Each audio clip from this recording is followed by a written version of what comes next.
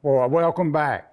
I'm saying welcome back because my guess is you've already been here. You got the Mossy Oak Go app. This is Mossy Oak Moments Live. October deer season. We got the best content providers out there. We had thought about making it shorter. Don't look like that's going to happen. Stuff's coming in from all over the place, and guess who's going to get to see it first? Everybody's got the Mossy Oak Go app. It's October. Everybody's thinking about whitetails and archery and shooting. A lot of people's already been out west. Yeah, I can scroll through them pictures and see all them big elk and stuff. But sooner or later, it's going to get cold, and we're going to move on to other things like waterfowl. Not a big deal with me, but you know what? We got the best teams out there shooting ducks and geese and getting that epic video. So welcome, Mossy Oak Moments Live. First off, we're going to start out with a straight hunting. Love that name. That's one of our productions. We're going to be following Terry Myers, young lady that works here, been here for a long time, works over in the license department. Got to go out there with the gang to shoot some video in Oklahoma. Y'all check this out.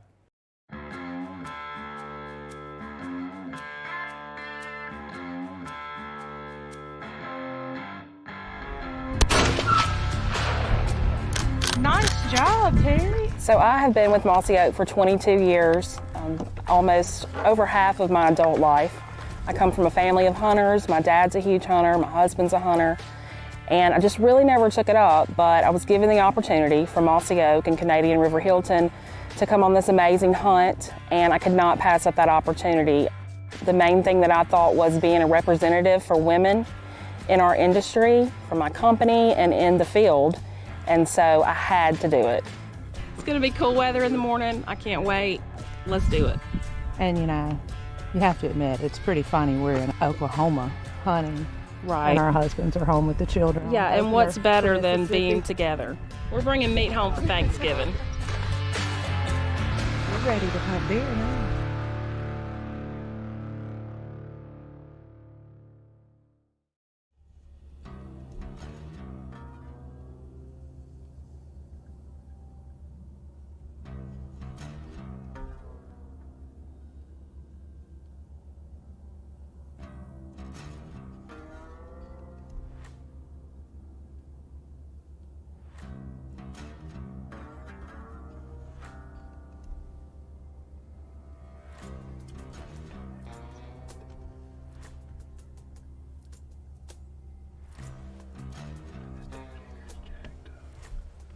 So day one, probably after 8 o'clock, we had 2 bucks come in, and it was amazing because I've never been that close to a buck before. So it was just like, wow, this is an experience in and of itself. The first one was a smaller deer. You could tell by his body size, antlers. So of course we passed on him.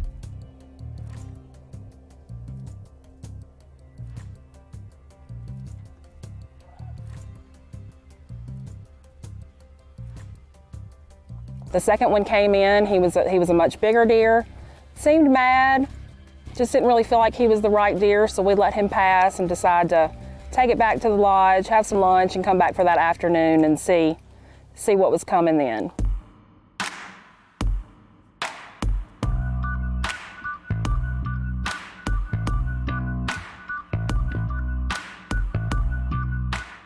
Day one, round 2. Canadian River Hilton in the beautiful state of Oklahoma. We have just come in from lunch, so we're completely recharged and reset, and that's a good thing because I have a good feeling about this afternoon. He is coming, one that cannot be passed up.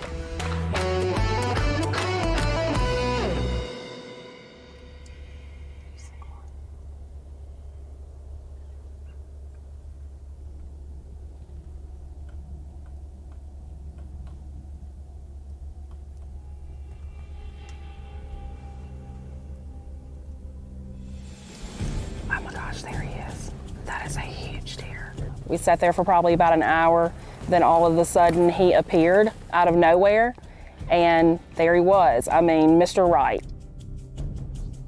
All right, we'll let him calm down a little bit.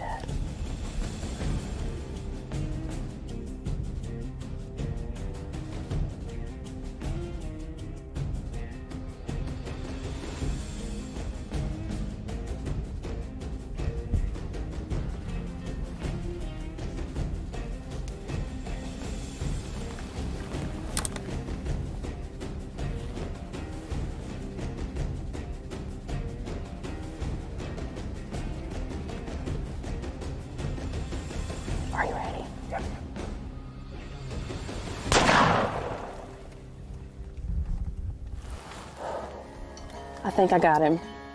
He was broadside. I hit him right in the crease like I was supposed to. It's my first deer ever. I cannot believe it. I'm so excited. What a rush. So I shot him, and honestly, words cannot really describe the way I felt about it. I mean, I was flooded with emotion. All I thought about was my dad, how proud he was going to be of me, my husband. He would be so excited when I sent him pictures of this deer. That's really all I could think about, was all the people back home that was going to be so stoked about me getting this deer. Of course, I was excited about it, but those are some of the things that just flooded through my mind. Okay, so I just shot my first deer ever. I'm super excited. We know he was standing right here when I shot him, so we're tracking it.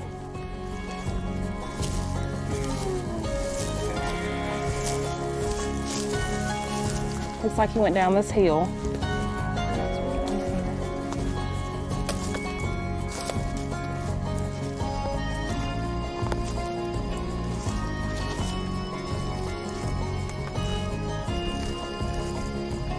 Go up this hill a little bit.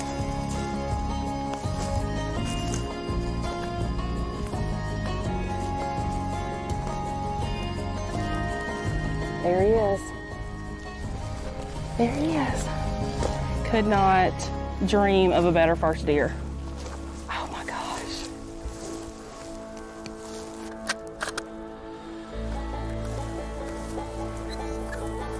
Gosh, look at this. Look at this beautiful deer. I could not be more thrilled, especially with it being my first deer. Any deer, this would be a great deer, but being my first one, I am over the moon ecstatic about it. This has been the best experience, really, top 5 experience of my life outside of getting married and my kids. So being at Mossy Oak has been such a blessing in my life. I work for the licensing department, work in sales. We sell the brand all across the world. An amazing brand, so fortunate to be tied to it, and amazing people. They're like family to me. They're my second family. So to be here and experience what I do daily and it all coming together is an amazing feeling.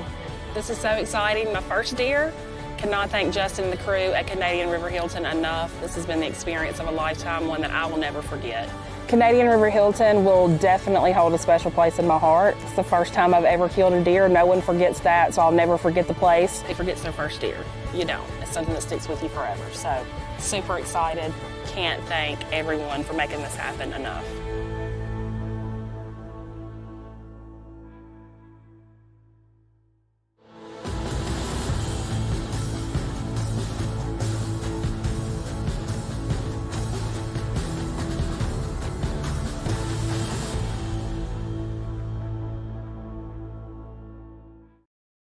At the core of all of us, there is a code, a roadmap that determines who we are. Our code is written in early morning sunrises and the anticipation of opening day. Our code is written by the moments that we experience with those we love the most. It's written by the feeling of our dirt in our hands. At Mossy Oak, our code is burned into every cell of our body. It's in our DNA. I'm 15 feet up off the ground. I got my bow in my hand. I'm not making a sound. I'm just waiting patiently.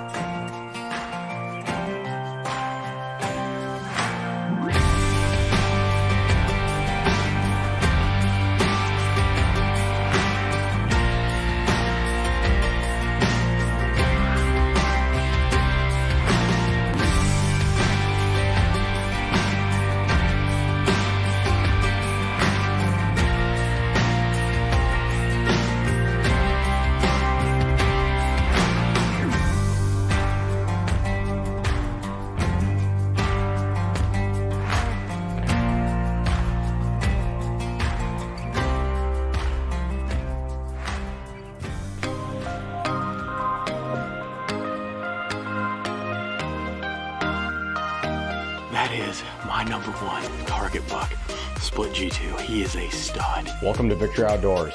This season is action-packed. We can't wait to share it with you.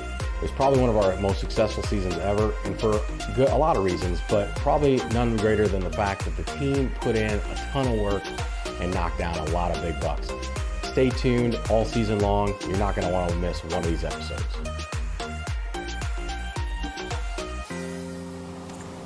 That is the biggest whitetail I have seen from the tree.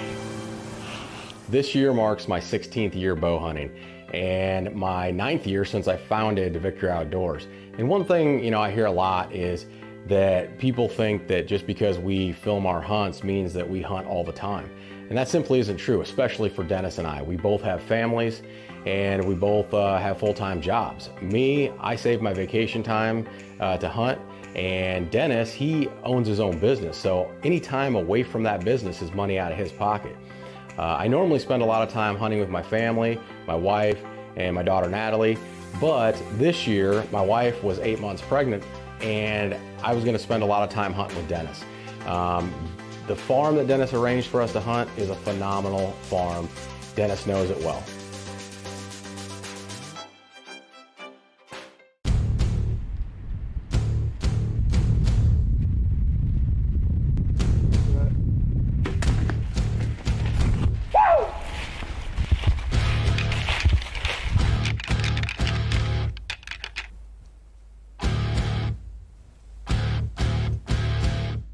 Dennis and I did a lot of planning using our hunt stand map. And one of the things that I was able to bring to the table was a fresh perspective. Dennis has hunted this farm for a few years now, and it was going to be my first opportunity to hunt it. I was familiar with the farm, but I had some ideas of my own on where we needed to place stands and potentially trail cameras. Sometimes getting that fresh perspective is something that can definitely help your success. I'm curious to see what happens down here in this bottom. We got that good north wind tomorrow. Yep. Yeah, I think that's a good plan. I think switch it up and get the stand in the morning. Right.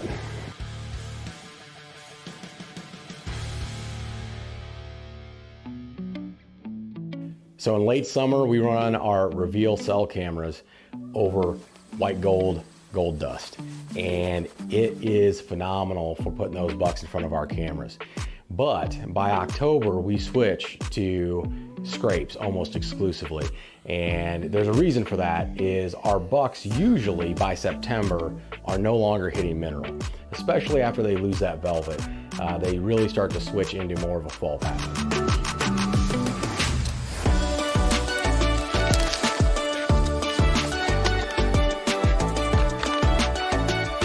The way these Magnum scrape grippers work is at night when it cools down, the liquid inside will actually cool down and it actually contracts. But then during the day, the liquid expands, and so does the air inside the bag, or inside the top side of it. The air will expand, which forces the liquid out. And as that air heats up and expands, you get a drip during the day. And the idea is to try to condition deer to hit the scrape during the day. So that's the whole point to these scrape drippers, is they do not drip during the night, but they drip during the day. So we'll see what happens. We got our reveal set up right there, so it should catch everything real time right to our phone. So as the season progressed, the split G2 buck was definitely a homebody. We were getting lots of photos of him on our reveal cams, and we started to put those puzzle pieces together using our HuntStand Pro app. And so what I mean by that is we marked all of our reveal cameras on our HuntStand app, and then we also mark where the bedding areas are, and also as well as where our tree stands are located. And so we start to put those puzzle pieces together and start to figure out where those deer are going to move. Why is that important? It's important because where those does are going to bed is where those bucks are going to cruise in the fall. So when the rut's on, we definitely want to know where those bucks are going to be cruising.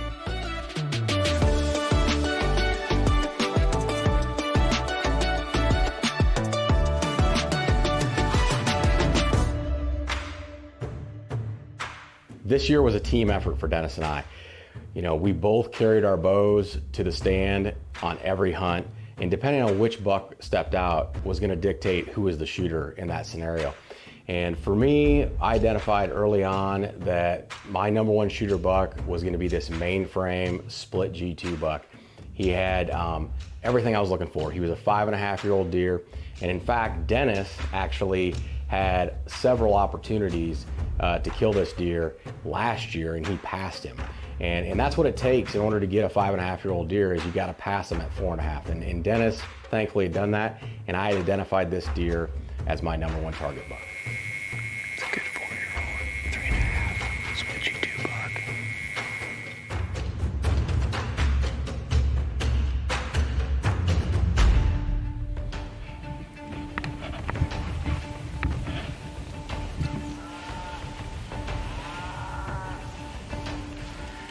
You have to be kidding me. October 24th, first set of the year. Me and Curtis just got set up. I mean, I didn't even have my release on my hand, and he's like, I'm your footsteps. We had a shooter 20 yards from us. He went off the opposite direction, but we didn't spook him or anything, but it's just perfect morning, 18 degrees, 39 for a high, a slight, maybe 5 mile-an-hour wind out of the northeast.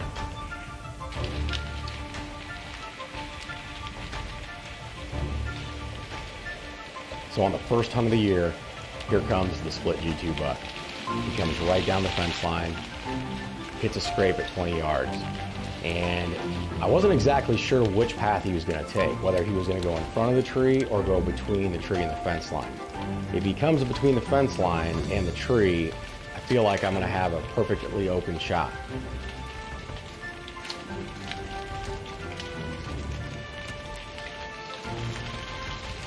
As it would happen, he would actually come on the jog, and as I stopped him, I had a small opening that I could see through, and I had an opportunity at his vitals. So I drew my bow, and I settled my pin. But what I couldn't tell is the flight of my arrow did not have that same opening. It would actually catch a twig, and it would send my arrow far high and far left of the deer, completely missing the buck, which I'm thankful for, but also was upset that I had blown an opportunity. So as that rut started to kick in, we switched gears a little bit and we started to use the Primo Scarface decoy. Now, if you're a hunter with a decoy, it can provide a phenomenal experience. So the first night we used the decoy, we had one of our 4-year-old 10-pointers stomp into 20 yards. And we elected to pass this buck. He is one of many of our 10-pointers that are, we believe, 3.5 or 4.5, and we expect him to blow up next year.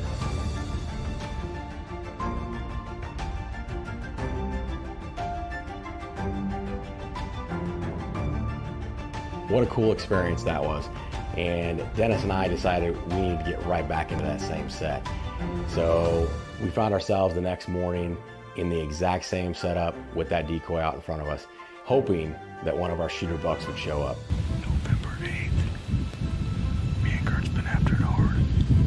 We're gonna give it one last go around today, then we gotta go back to work for a couple of days. There's supposed to be a cold front coming through Tuesday night, I think. It's supposed to get pretty windy today, around 10 a.m., so we're gonna try to set it out here. Walking in here, it really smells bucky down here, rotten buck, right down below us. We got a big whiff of it. We got the decoy out. I'm gonna get ready to hit the horns. Fingers are crossed. Oh, right here, coming up the fence. It's a doe. As the does were beginning to filter into our location, Dennis caught movement from our left. Split G2, Kurt. Split G2. Here, give me the camera. It's your deer. Give me the camera. It was the split G2 buck, and he was headed into our setup. However, unlike the buck last night, he didn't march straight in. He decided to circle downwind of the decoy.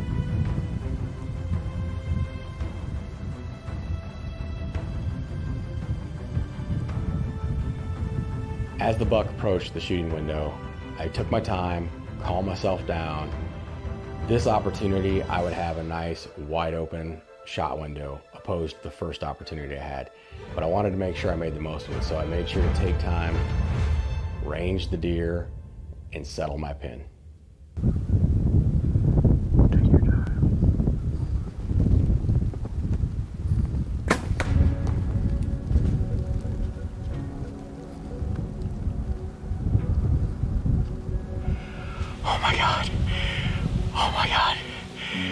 That is my #1 target buck, split G2. He is a stud. And I just had him here at 20. I missed him the first morning we hunted this farm. He came into our decoy. He wasn't too sure about that decoy, but he circled around and he came in here right here at 20 yards. Oh, I feel like that was a good shot. I mean, it was a little bit further back than I wanted to be, but man, Way to come back positive. oh, it has been such a rough season. It's been a rough 2 seasons, man. As soon as my Easton arrow impacted the deer, I knew it was a fatal shot. It wasn't a perfect shot, but I had faith that I had made a good shot. We backed out to give the deer just a little bit of time, but we knew that it was going to be the job.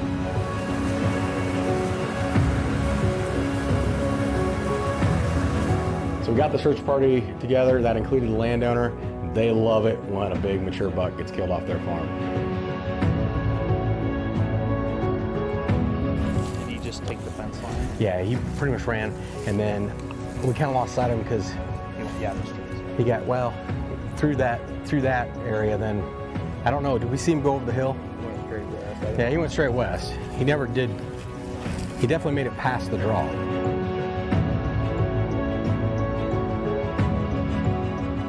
So it didn't take us long. We followed the blood trail. We had a pretty good blood trail to follow. And it isn't the most difficult thing to do through a pasture like it would be tall native grasses. But we were following the blood trail, but it didn't take us long to locate this buck. Yeah, I see him, dude. He's dead right here. We went to cross the fence up here, and I looked up and saw antlers. So, I mean, he's right here. So, yeah.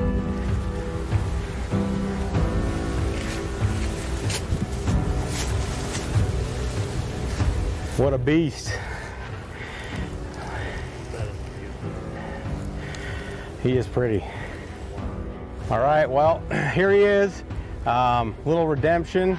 I actually missed this buck about 2 or 3 weeks ago, and finally got an opportunity at him again. I hit him a little further back, but I was pretty high, and I exited kind of a little further back than I thought, but he was actually dead before we got out of the stand.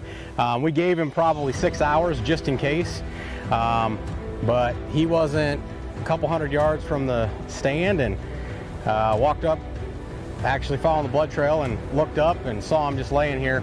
It's kind of cool when you can see their rack when they're laying on the ground. That means you killed a good one. So couldn't be more excited, and now it's you know, it's time to kind of reflect a lot on the season, and hopefully the rest of the team can fill their tags too. Wow, what an amazing season. Had a blast hunting with Dennis, putting the puzzle pieces together on this buck and getting that second opportunity. You know, second chances don't come very often in the bow hunting woods, and to be able to capitalize on that was truly a dream come true. And you'll get to see how Dennis's hunt unfolds on the same farm in the coming weeks, right here on Victory Outdoors.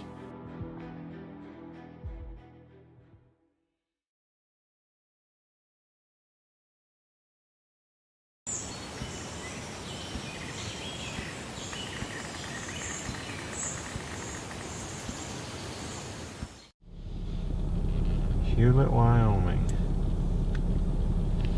Directions. 11 hours and 23 minutes, 822 miles. You guys ready? Here we go. Ready?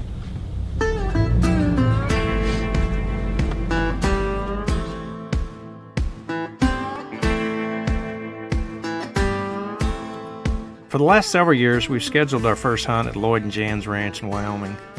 Not only do I look forward to the hunt, but equally important, spending time with them. It's one of those special places that really never disappoints. Not to mention, it's the only time of the season that I have a chance at a buck and velvet, too.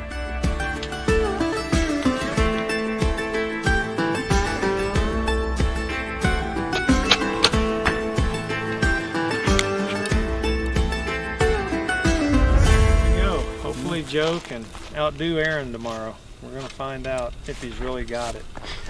Kind of set that bar a little high. Yeah, look at his face. Yeah, look at his face getting red. He knows. Yeah, it's He not knows gonna he's happen, got the pressure on. outdoing his wife tomorrow.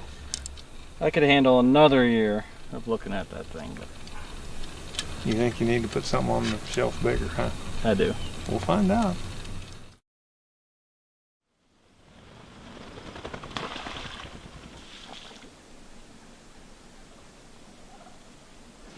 Day one out here in the great state of Wyoming. Lucky enough to get an invite out to the Buckhorn Ridge Ranch. We decided to set up a slider stand right next to the pond. A lot of deer have been hitting this all throughout the day. Coming off the timber to the right and this big ridge to our left. So they've got quite a few deer out here. A couple still in velvet. So hoping to get the unique opportunity to get one of them, take one of those down. So we'll see what happens.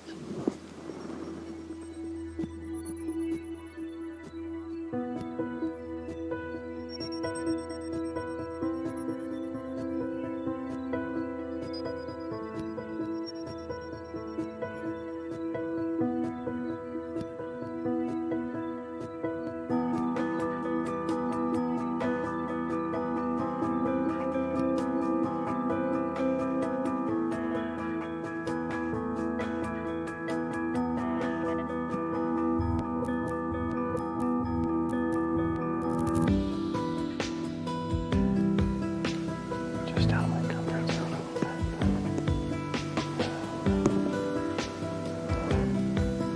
Man.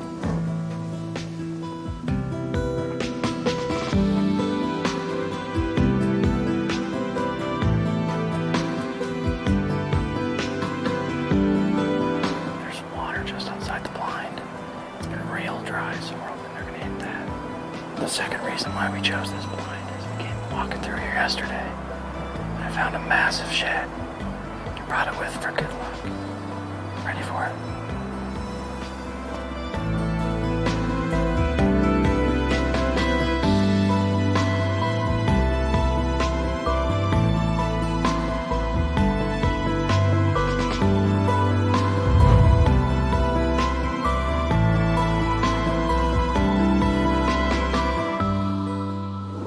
Running over the turkey pond again, and we got our gun set up, and there were just deer all around us.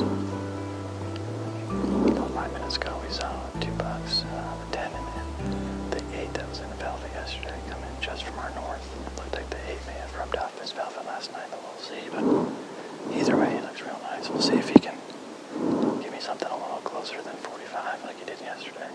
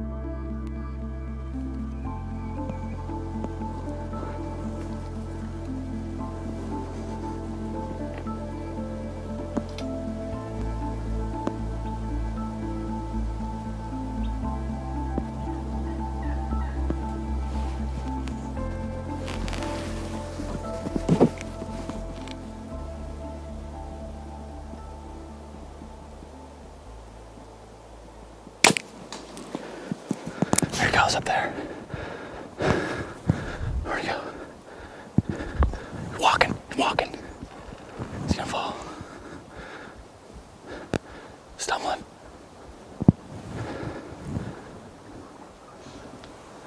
Yeah, he went down right there. His knees were giving out. Dude. What just happened there? Wow. Hunter rush, man, that's awesome.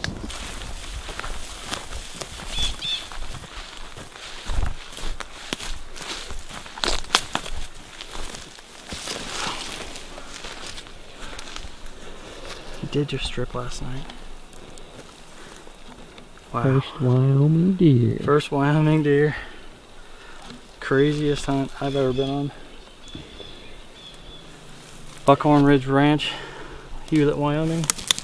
Lloyd's place, it's amazing. Don't forget this. Oh boy, you can't forget this tonight. Lucky charm, lucky charm. Let's go do this.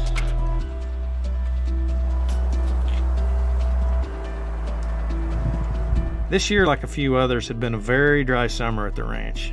Therefore, I knew going into the hunt that the best opportunities were probably going to be near water sources. With higher than normal temps predicted, we knew they would be visiting the water morning and evening.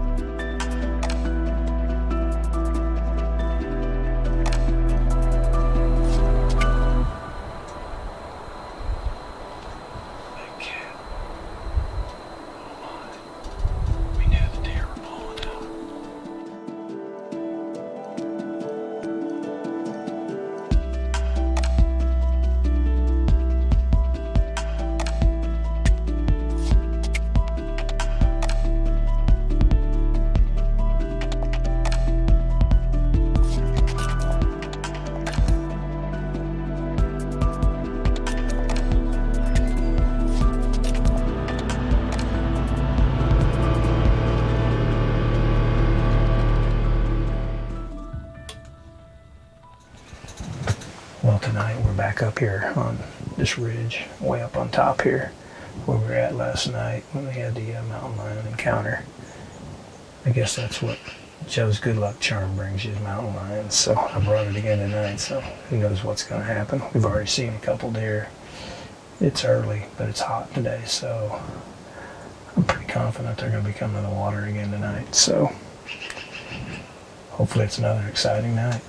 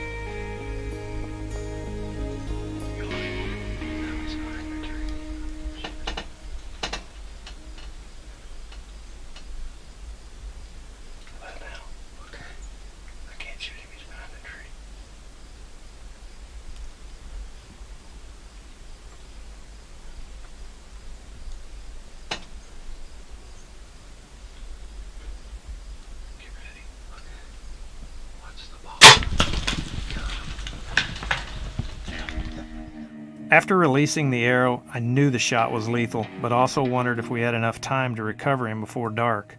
Having the lion encounter the night before with higher than normal temperatures, I knew we needed to recover him as soon as possible. I stuck my hand in my pocket. True story. And I rubbed on this. Boom, I looked up there in the binoculars. There he was. Let's go look at him. Well, this is the boy here. It's funny how things happen. This wasn't the actual deer that I thought I was going to shoot that we saw on the road. It was stripped off. He had a lot longer G2s and it was stripped on the inside.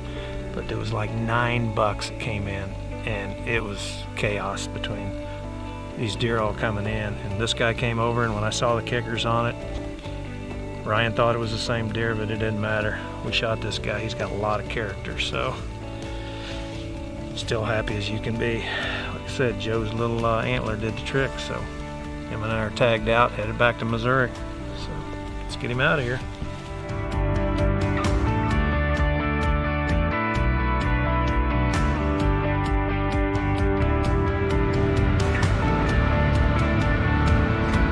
Erin still holds the record, so. She does. Of course, we kind of knew that going into it, that Joe wasn't going to be able to top her. Well, I didn't want to.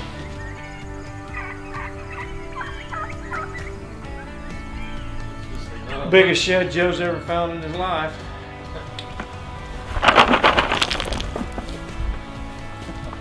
What happens if I just come around and jump on his back? I don't know, I'd love to see though. Me too. Here, give me the bucket. I like this bucket. I might need that to get on there. Yeah, I like that bucket. No, you can go up there and scratch him.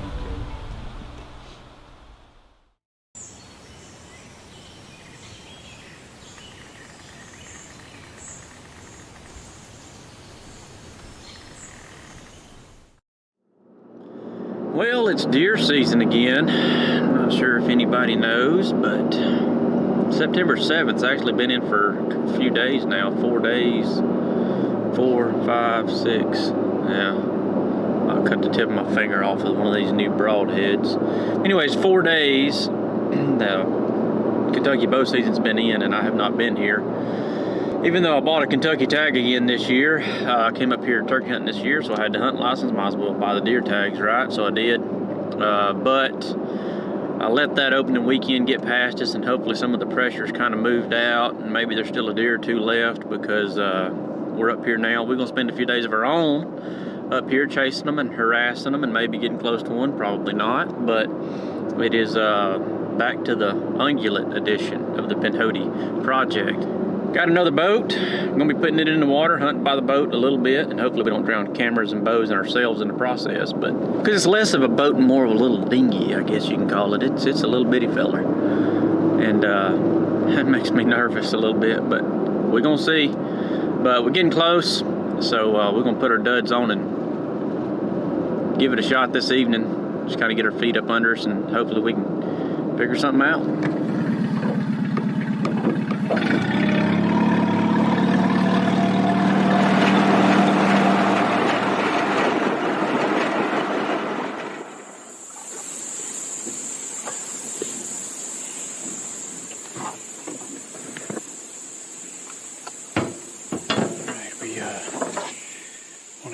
In here, big field up on top, and go check it out. We've pissed off every squirrel in the neighborhood now. So, we throw everything in this backpack and get up there. We're gonna go ahead and bring our sticks. We might be able to climb. Not 100% certain, but it's kind of hitting us at the back. So we're just gonna hook into that field and just try to slip up, get as close as we can to that field, and hopefully get up a tree and just put glasses on it all the rest of the evening and just see if we can't, I don't know, lay our eyes on something. It'd be nice to see a doe. Alright, we're not gonna bust our butt. Here we go.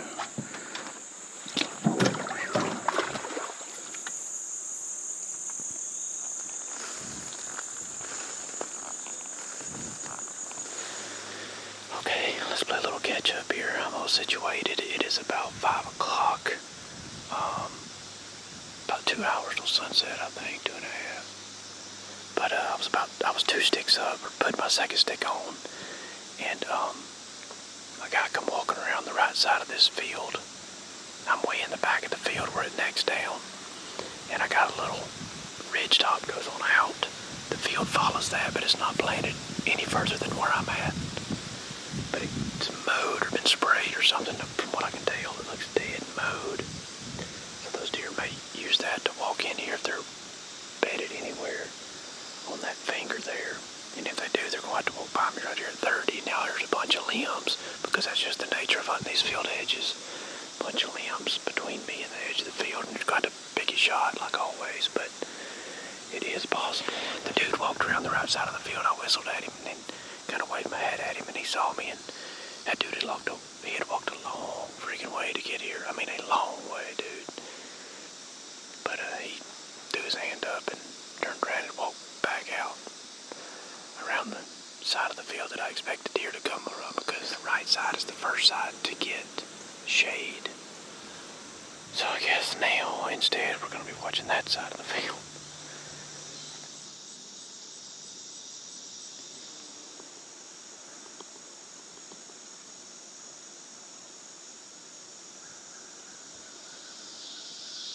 It's getting pretty dark on the woods side. It won't be too much longer. We won't be able to see much, but nothing so far. Well, there's a little fawn right there.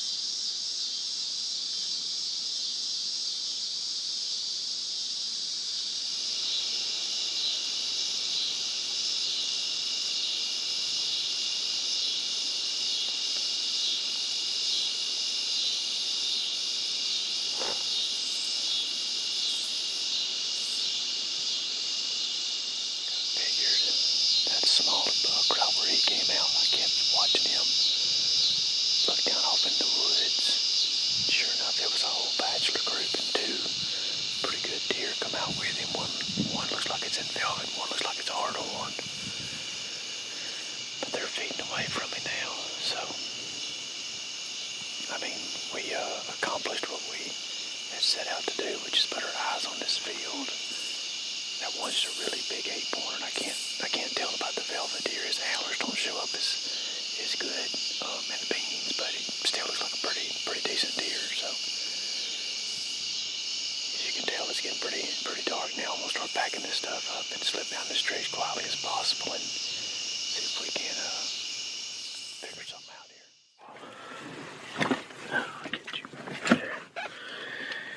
here. We're gonna chalk that up as a win.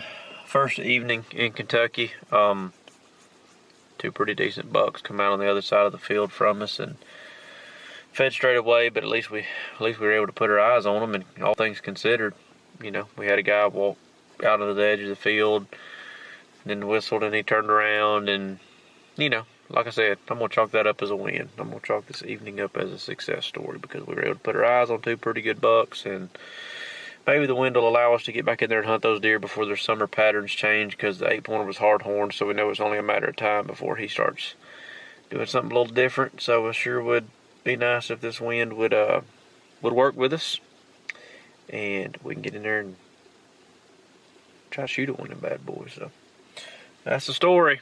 We'll see y'all in the morning. Well, it's time again. Fixing to go in early because I'm unsure of what we're gonna encounter, trying to get a set on the edge of the field on the opposite side. The wind has turned for us, or at least it says it has. We'll see when we get there, but supposedly, according to the weather, it's turned just about perfect for us. So we're gonna go in from the other side where those bucks came out yesterday evening and try to get situated somewhere along the edge of that field. We got the smoke rolling this evening. I don't think a deer's going to smell the smoke and ignore it, but I think they may smell the smoke versus smelling the people, person, scent, and they may just kind of get nervous. I've seen them just get nervous and walk off rather than freaking out. So we're smoking this evening. Probably don't matter. I'm going to smell like the south end of a northbound donkey by the time I get there, but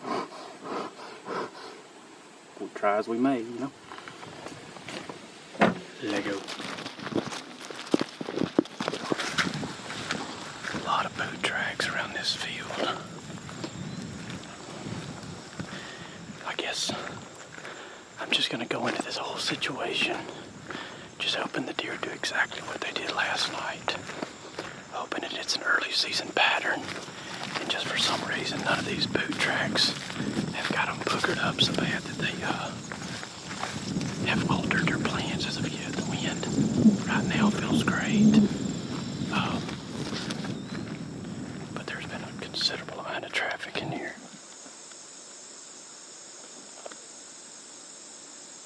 Just walked right in front of somebody's cell camera. They got it back here. I mean, really, really good spot that it's in. I don't know. Let me do some thinking real quick. I'm going to try to get down another 75. There's a big dip, and I just think those deer do the same thing that they did yesterday. They're going to be too far out. They're going to kind of walk around this bowl. I need to get just right there. So my wind will fall down in this hole right here.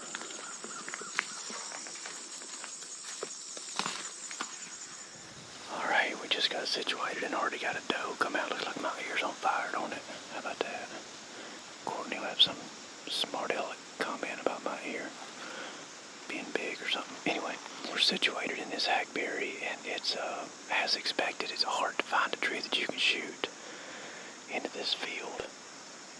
I mean, everything right here that I would really like to shoot is just covered in limbs and whatnot. I got this lane here. I got these two pieces that looks like volunteer corn that came up amongst the beans. I got one at 28, one at 38. The draw runs off that way there. And I'm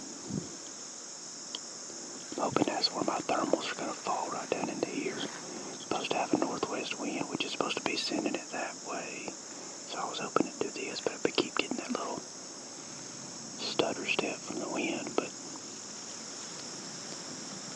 see.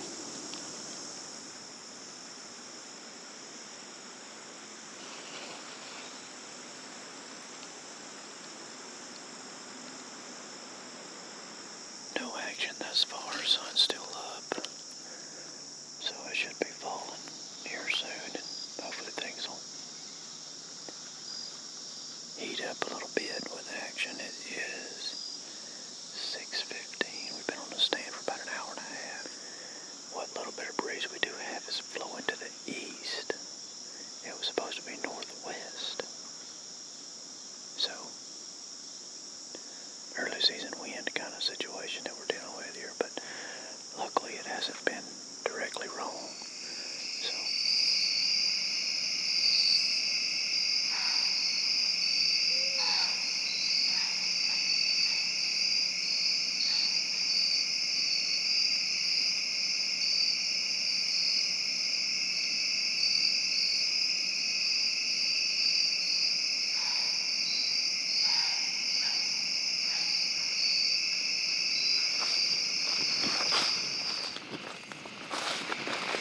making our way out of here. Dang it. And that deer blowing right at dark. That doesn't sit well with me.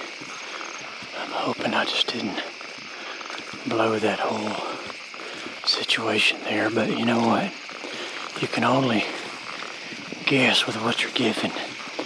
And I was given a forecast of 9 to 12 mile an hour wind out of the northwest. And it couldn't have been more wrong. You just gotta roll the dice sometimes, and today we come up short. Deja vu. We're essentially doing the exact same thing as we did yesterday. It's supposed to be the same wind. Given the situation, I don't know what else to do. I'm hoping I can capitalize on the summer pattern. I feel like there's only a handful of days before these deer start changing if they haven't already. I watched those deer come out in that field and were just absolutely comfortable that evening. There's trail cameras and boot prints back there, but still, I saw with my own eyes these deer come in there and act normal. So, you know, yesterday we didn't do any good in there, and you always want to think that you did something wrong was the reason you weren't successful, but I'm thinking some days deer just don't do the same thing, so.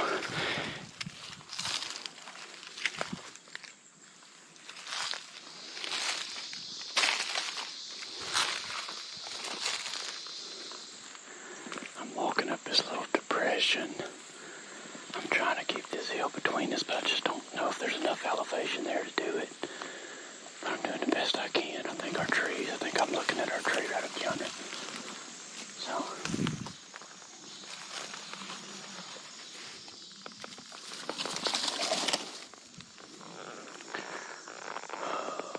We're back.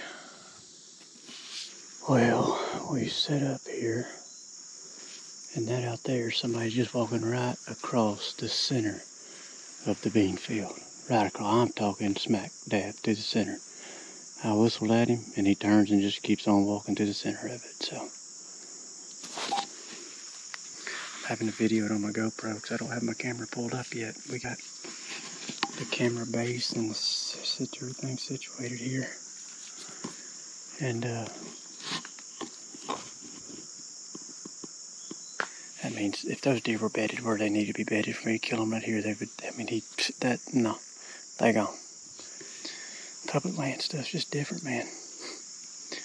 And he's going, his wind is going to be doing this straight to me like he's,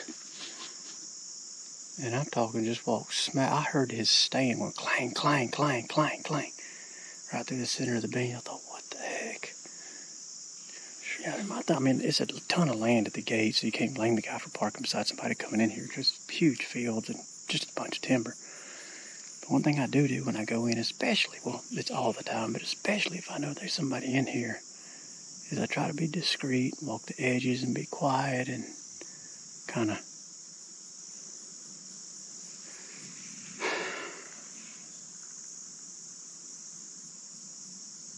we've already been in here, took the long way around to stay out of the field, kept the wind in our favor. It's just Dang it. But we're fixing to get down. I ain't sitting up here. I'm fixing to, I don't know what, but it ain't gonna be sitting right here until dark because it just ain't gonna happen. I can't believe I saw those deer 2 days ago out here in the middle of this bean field. That just it just makes no sense.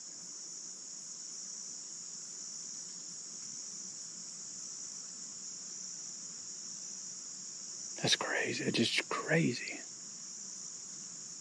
Alright, so we're down from our tree that we literally climbed up, climbed down, so good practice, I guess. We'll try to make lemonade out of lemons here. It's gonna kind of do a little snooping around since this whole spot is blown right now. Might as well learn what we can about it, so. At it again for another evening sit. I'm gonna drop in the water this time and go just somewhere completely new. I'm back to looking for a needle in a haystack. I feel like, after feeling like I had my thumb on them for a second, but they've been boogered around the last couple of days so bad. Give them a little different look. Doing this solely based off pressure. From the way I can figure it, looking at the maps, this would be the area that would be the most difficult to get to, so.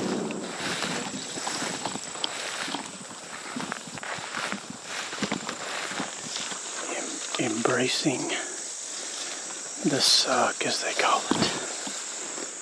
God. After that first hunt, that first evening here, we ain't done nothing but take it on the chin, son. Walk through all this stuff that you see me walking through now. Got back there where I wanted to be, and by the time I broke out of this stuff, as I busted out on one side of it, another guy busted out on the other side of it. And he was walking back because he said there was a bean field past the place there that he was going to, and there was already a guy hunting it, so he was walking back out. So it's just become comical at this point.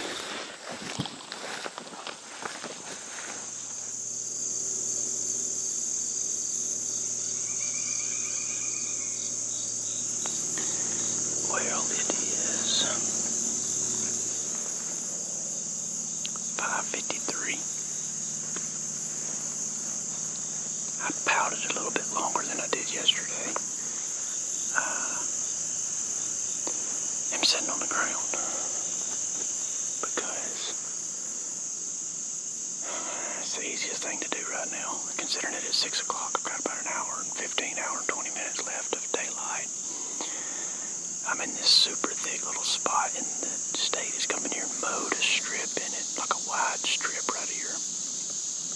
I noticed that there was like some regeneration of some stuff. I couldn't tell you what it is, but I'm hoping it's favorable.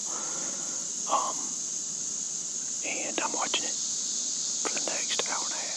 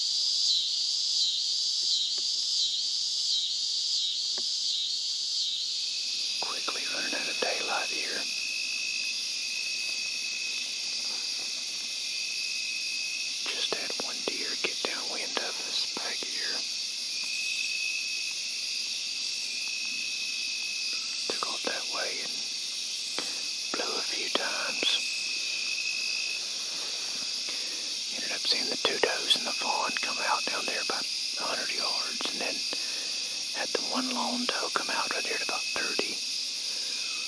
But that's it. No bone. Got a few minutes left here, so we're gonna sit tight. But another day. Sitting here pouring over maps. Got the boat backed up here, figuring out where we're gonna go. It's a Saturday, so I expect there to be more pressure than, I don't know how there could be more pressure. This public land stuff is it's got its challenges. It can be extremely frustrating, but equally as rewarding when you figure it all out and are successful on it. But it's all part of the public land game. We can all get super frustrated with it at some point, but can't beat the price. So.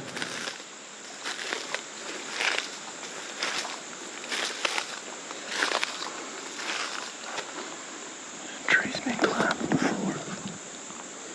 Not this year, but it has been climbed before. I can't slow down and get in the tree unless I got confidence. So what I'm doing now is I'm kind of staying on the downwind side of this big old thick piece of CRP. Just picking my way around it to see if I can find an acorn tree drop in or just something to give me some confidence that deer are gonna work my way out of this thick stuff. I'm sure there's some bedded in there, but I mean, I gotta figure out where they're going. When I was here in like 2000 and I don't know what it was when I killed the deer here last, 2 years ago, 3 years ago, whenever it was, I said then, I will never come back to Kentucky during the early season.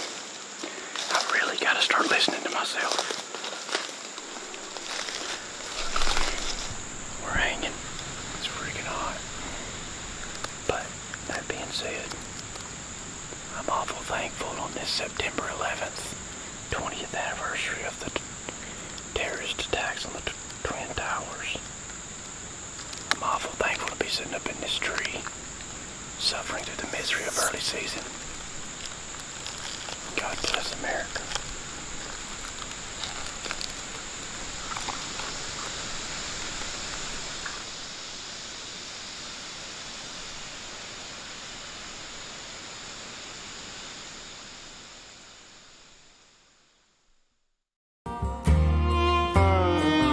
Another cup, another tank of gas. One more road sign I just passed. Looks like I'll be just in time to see that sunrise in the blind. All right, coming up, the ingredient wild. Now, if you follow Mossy Oak on social media or anywhere, you know food's a big deal, especially good food, wild game and all that. We're gonna go visit with the barbecue ninja. He's got a breakfast casserole. Now that sounds suspiciously like my sausage pie. Don't call it a quiche. But we're gonna go find out what he's doing. I promise you, it's good. Y'all check it out. Get ready to record this.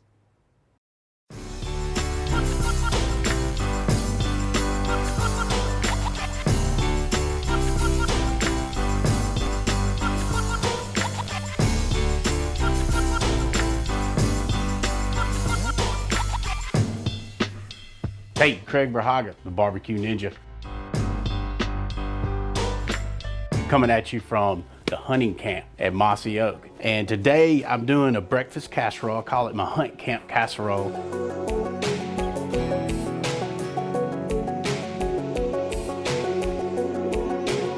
I'm actually using some duck and bacon sausage and some wild boar 3 chili sausage from Gamekeeper's Butchery. We're gonna brown up the wild boar 3 chili sausage and also the duck and bacon sausage.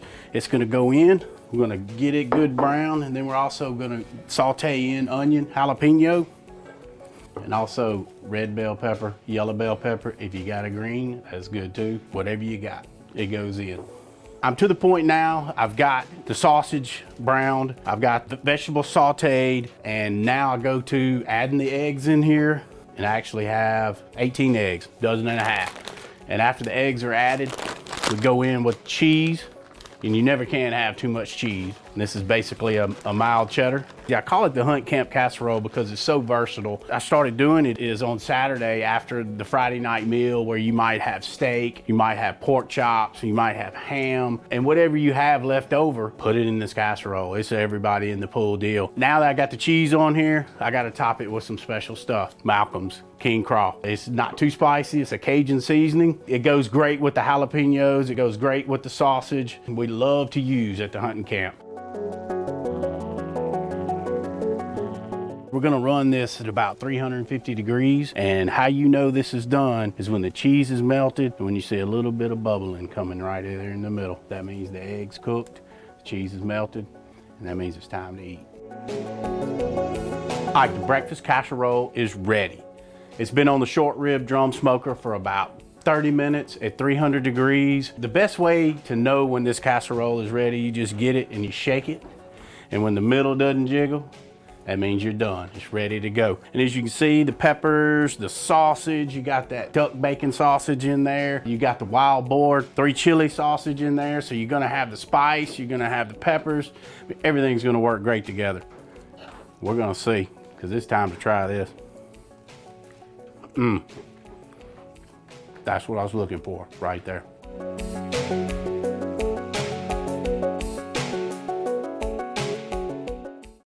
What matters to you right now? If this past year has taught us anything at all, it's that we need to redefine what matters to us. What matters to us is spending time with our people. God, we thank you for this food. And giving thanks for all that we've been given.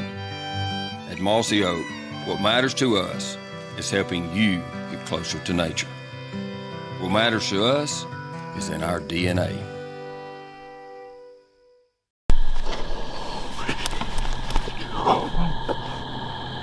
I can't freaking believe it.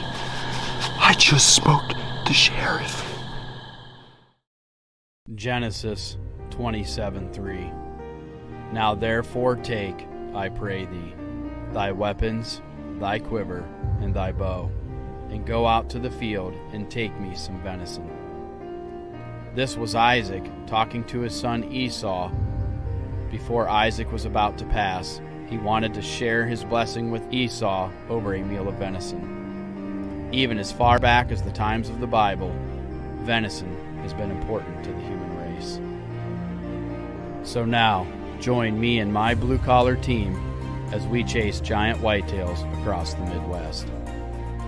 Our goal is to make you a better hunter. I'm Ben Rising, and this is Whitetail Edge.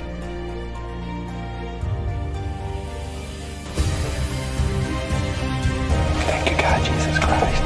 This amazing dream. Yeah, baby. I'm about to go lay my hands on probably the biggest buck I've ever shot. I just smoked the sheriff. Yep, he's going down, sis. It's a beautiful buck. I couldn't be more happy to take him back home to Indiana. There he is. Oh my gosh. I just smoked a giant on a Black Widow mock scrape, baby. Yes.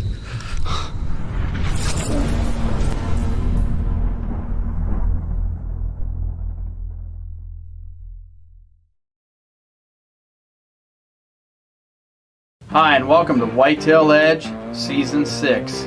It's hard to believe, but we're already at our 6th season here at Whitetail Edge with this online hunting show. If you'd asked me, did I ever think that we'd get this far already, I probably back in the day would have guessed no. But I've been blessed. I've surrounded myself with a good team, good editors. We've just made the right moves, and the good Lord has kind of been behind us this whole way. So we keep trucking along, and I just want to thank all the sponsors that have supported Whitetail Edge from the start. Without you, we couldn't do it, and without you fans watching, we wouldn't have a show. Oh, he's dead. Yes. I smoked him, dude! Oh my gosh! Javen. On this episode of Whitetail Edge, we're going to follow Dylan Gandy, a new team member from Ohio, as he goes after a big deer he calls the sheriff. Now Dylan put a lot of work in this year after this deer, and I've known Dylan for a long time, probably since 2013 I think I've known Dylan, 14, somewhere in there. Got a lot of talent, he's learning how to edit, just he really loves whitetail edge and everything about it. He's refreshing because he has that pizzazz about him and always wanting to learn more about deer, put more into it. He wants the show to grow. Deer prep is almost year-round basically if you're a true deer hunter.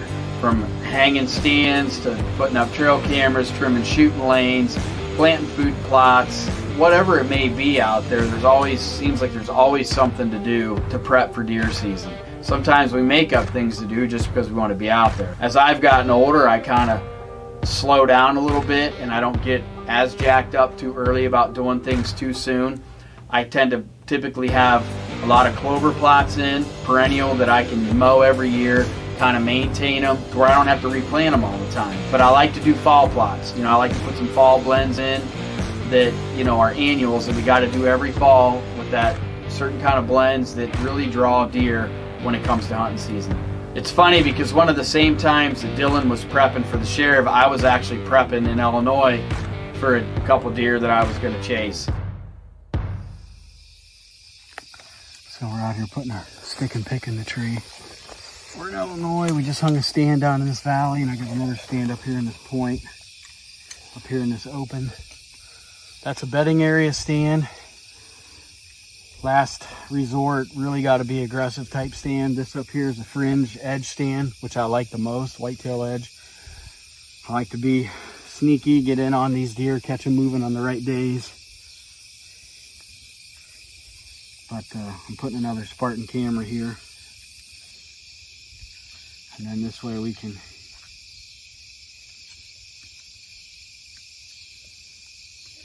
get this to where I want it. And we can have these things really make it nice though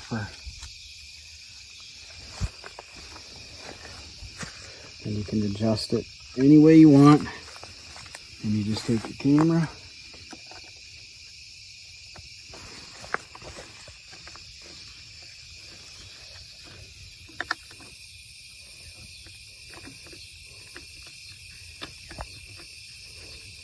Helps if you hit the hole.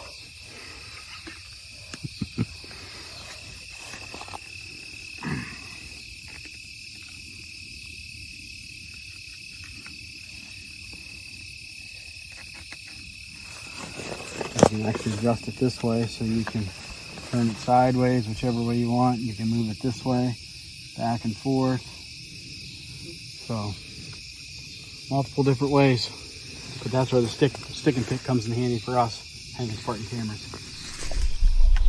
Alright, so we're getting a little closer to season, so kind of trying to hone in on the sheriff. Sneaking in here, we're pretty close to where I believe he's bedding. He's bedding down here in this creek bottom, coming out in this somewhat of a staging area and feeding out into this big crop field right here. And once he gets across that crop field, I got some big tine that he's hitting a little bit after dark. And well, that's the biggest problem, is he's hitting it after dark. But the big tine is allowing me to, kind of figure out where what I would call his final destination for the evening, that's the farthest he's gonna go. So I got pictures of him over there. I put it out in the bean field. I was catching him coming back to this area, and so I want to slap this Go Cam up here in this and just see if I can catch him early in the morning on his feet around here. And then I'm gonna have a little better idea where he's sleeping. So.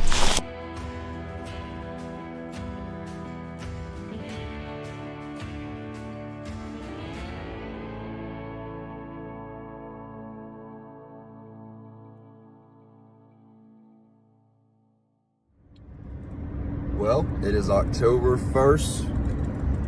It's 7:56 in the morning. I'm just getting ready to pull into the job site. Got to work today, but getting off a little bit early today, and I'm gonna go sit in the stand for the first time this season. We had a cold front come in starting yesterday, and it's really cooled off a lot. 46 degrees right now. Pressure's rising. It's almost to that 30 mark. It will be at that 30 mark tomorrow. So this evening and tomorrow evening, I'm going to be hopping in the stand and seeing if I can catch the sheriff slipping up. Big 10 point. Had him last year. Used to call him the Big 8. He's no longer an 8. And he's the king around there, so he is the sheriff. And I'm hoping I can catch up with him tonight. We'll see what happens. Last cold front we had was, I want to say it was the 18th, 19th, and 20th. So not too long ago. Today's, like I said, it's the 1st of October. He was on his feet, daylight, with camera light, those 3 nights in a row, that last cold front. This is the first cold front we've had since then. It heated up to 80 degrees after that first cold front. It's cooled right back down to that same temperature that brought him in the first time. So I'm hoping he just makes a mistake tonight and we can catch up with him. I've got an idea. I'm gonna hunt this stand tonight and tomorrow. We got good wind for it. If it doesn't end up working out Thursday or Friday, Saturday morning, well, not Saturday morning, around noon or whatever, I'm gonna go in, check a couple cameras, and go off of what the cameras are telling me. I got a stand I can hang up in a different location. I'll probably end up doing that. I don't want to overhunt that the one stand, so we'll just have to see what happens. It's gonna be a long day for me. I'm ready to get out and stand.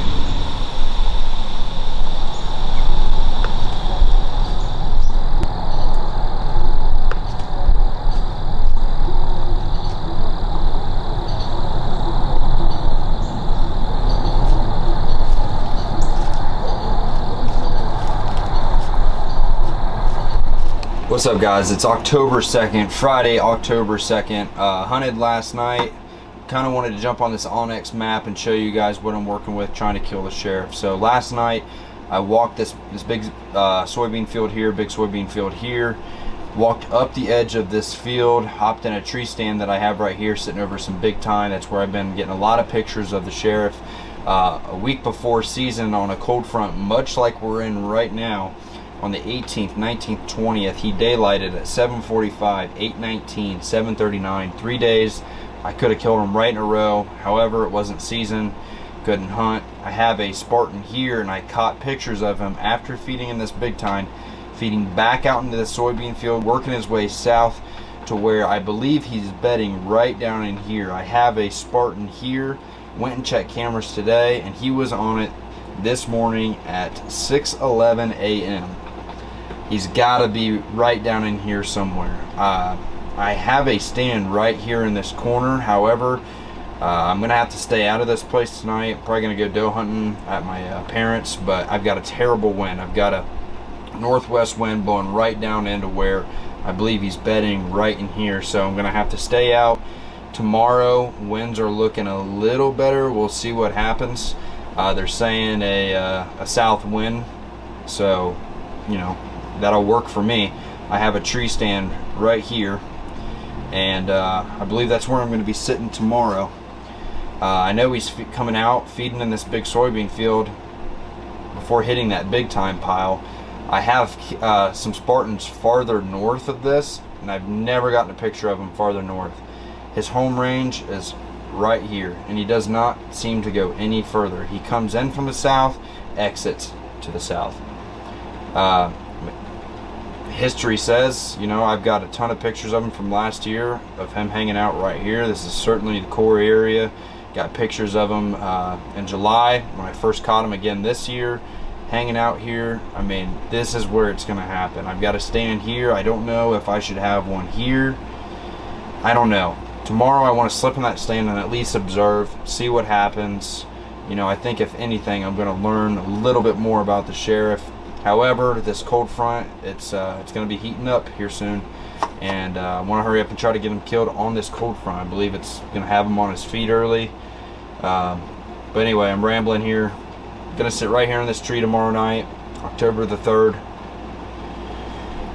We'll see what happens. So as October's rolling around, I decided to make a trip to Illinois, you know, for an early October hunt. The red moon is just a couple days away. It's supposed to start on October 5th. Here it is, the 3rd, my first sit in Illinois.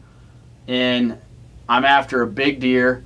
Had multiple pictures of the deer. The neighbor guys had multiple pictures of it. And I'm trying to get eyes on it and see if I can't maybe get on this deer somehow early season and get it done.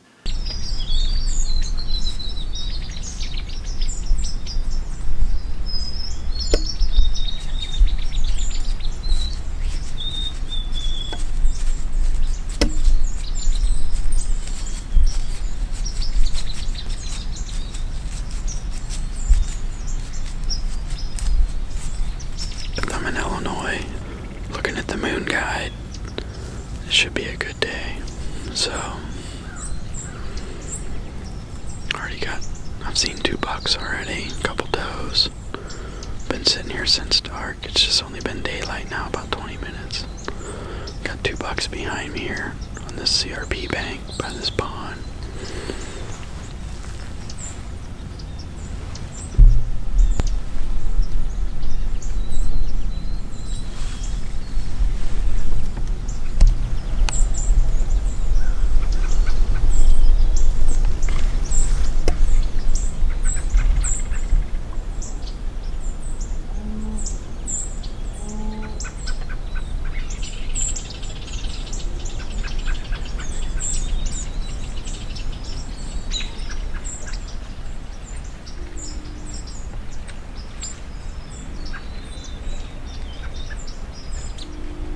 I could see about a 30-acre block of timber pretty good distance away from me where I knew one of the deer was probably hanging out.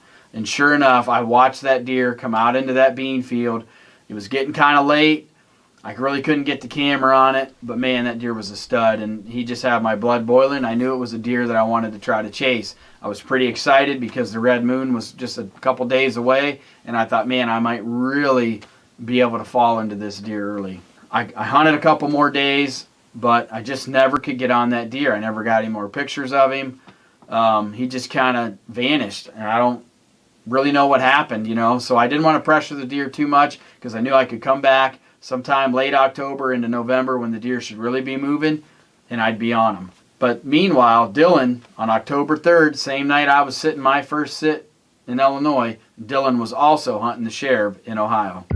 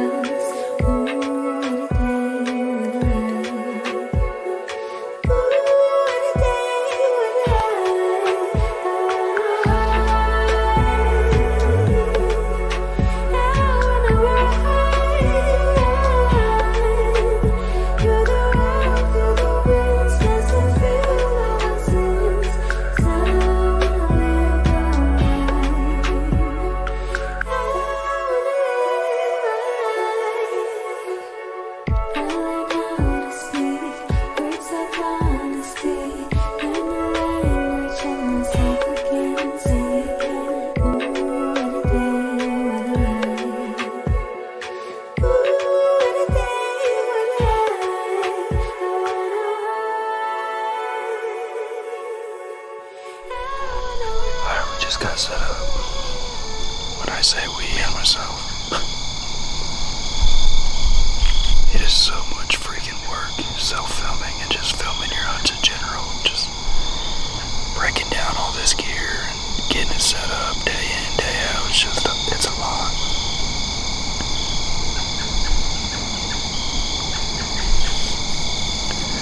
I blew a couple deer out. I don't know how, but it wasn't until I got on my stand I walked right past them.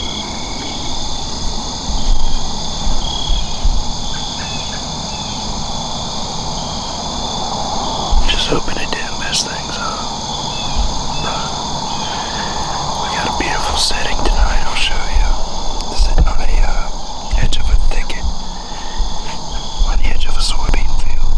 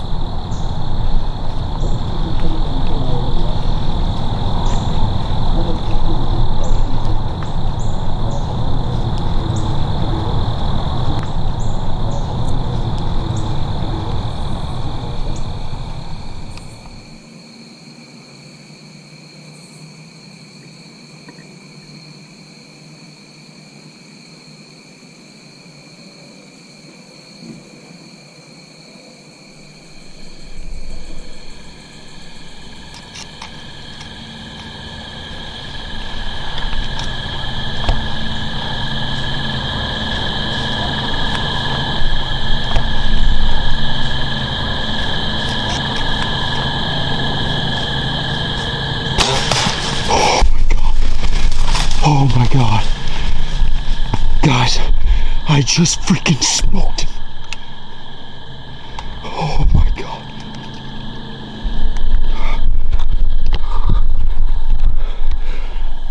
Oh my God, I gotta zoom this out. Oh my God. I can't freaking believe it. I just smoked the sheriff.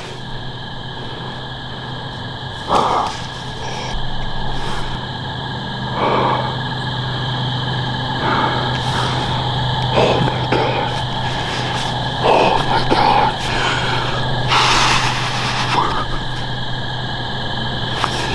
Thank you, God. Thank you, thank you, thank you.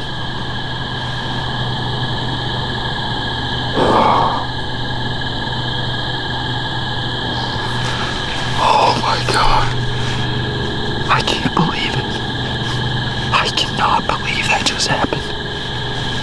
Whitetail edge, baby. I got the boss on the phone, Ben Rising. And I just smoked the sheriff 20 yards. Huh? That's so awesome. Dude. Oh man, I'm so freaking blessed. Yeah, well, you've had a lot of intel. You've done your homework with that deer. I have definitely put a lot of work into that deer. Man. You deserve it. You made a good shot too, looks like. Huh? You made a great shot, looks like. Dude, it happened so fast, Ben. I got in here. I had a hunch about this spot tonight, but I got in, man. I had this wind. I had that wind blowing right out in this bean field here. And I knew this was his bedroom, and I was kind of iffy about getting that close.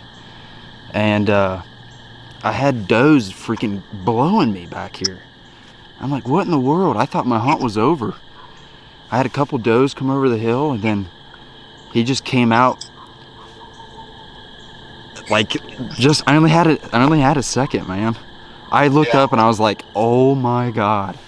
Yeah, you had him where he was at. You knew right where he was bedded. I'll Hey, tell you that. thank God he was 20 yards because I dropped my freaking rangefinder.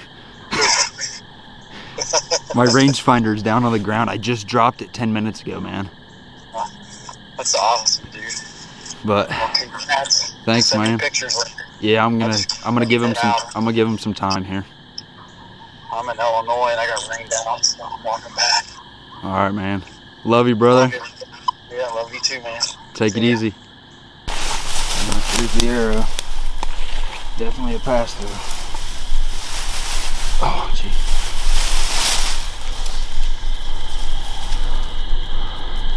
Woo! G5 Mega Meat. Spartan arrow.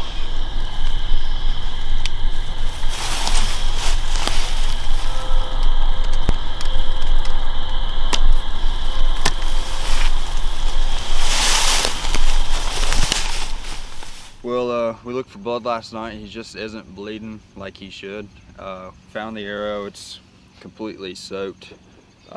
Originally I thought I double lunged the deer, but looking at footage, looks like maybe I got a lung and possibly came out the liver.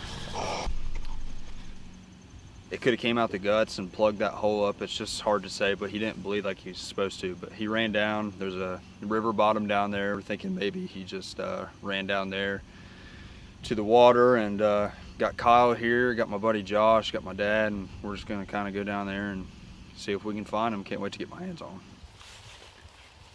Found the arrow wrapped up in here.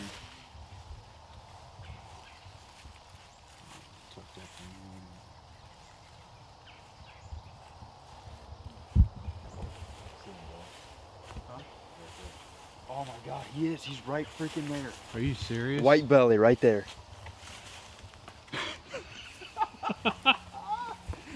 Yes, dude. Oh, congrats, brother. Yeah, baby. Oh my God, man. Let's go get him. Check your deer out, man. I see him doing it right there.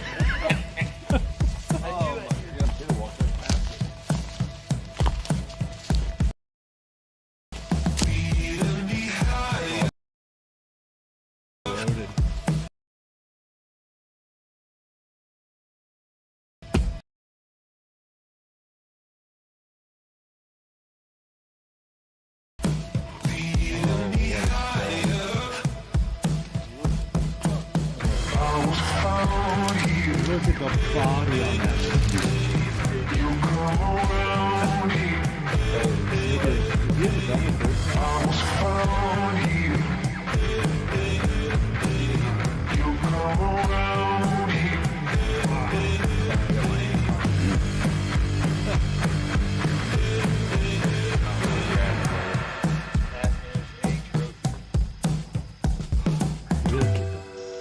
We found him.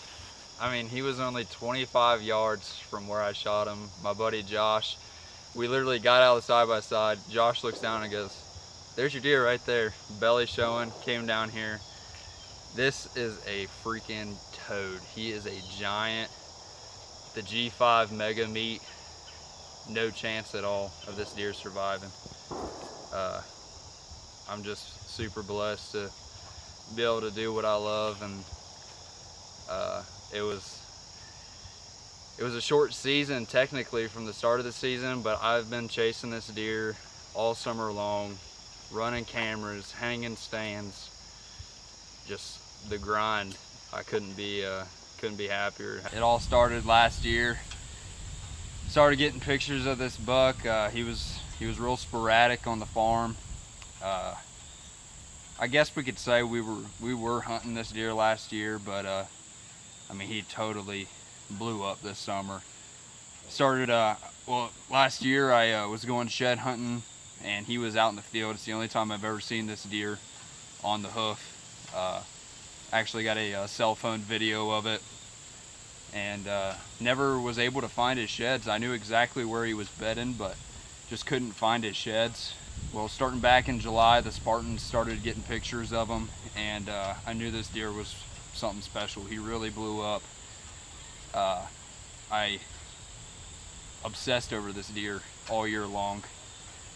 Had a real good idea where he was bedding. He ended up switching sides of the farm. So the Onyx was really helped me pinpoint where this buck was sleeping. Was getting camera pictures of him coming in, coming out.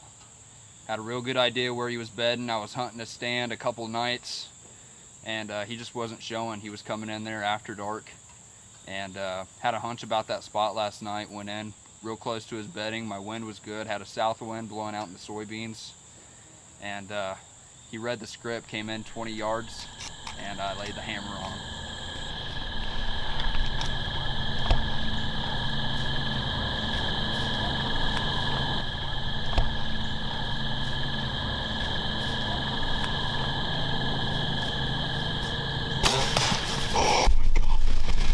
Oh my God. Guys, I just freaking smoked him.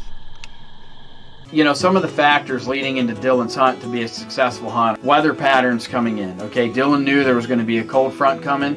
The weather pattern was switching.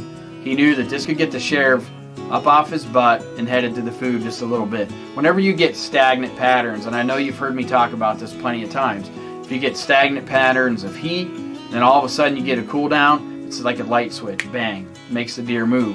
It could be serious weather, like darn cold in the winter, like days and days of super cold weather that just makes everybody feel ill. And then all of a sudden you get a slight warm up or some high pressure, it's a trigger, makes the deer move. But Dylan knew this enough that, you know, this cold front could get the sheriff up on his feet and maybe get him out there in the field in daylight. You know, the Moon Guide app is something that has become really huge for us here at Whitetail Edge. Even as you're getting close to the red moon, we notice more deer movement. You also got to take into correlation the weather patterns that may be able to trigger deer in the movement times. So Dylan took advantage of that. Dylan had been monitoring this deer all year, from black widow mock scrapes to, you know, existing scrapes on the outside of his bedding area, you know, using the branch butter in certain locations, getting the deer, you know, his picture on trails going to and from bedding in velvet, even into hardhorn. He was using mineral licks, you know, the big time nitro. This deer was coming into that. The Spartan cameras were playing a huge factor in, you know, telling Dylan some of the story. And he was shooting his bow. Dylan shot a lot this year, as you can see by the footage. He made a great shot. He let the deer lay a little bit just to be safe, but in all honesty, he smoked that deer, and it did, like he said, it went 25, 30 yards max in the film. So pretty awesome. Really proud of Dylan. He's such a young guy, but yet he's coming on strong, and I think he's going to produce some big deer for Whitetail Edge for many years to come. We just got set up. When I say we, I mean myself.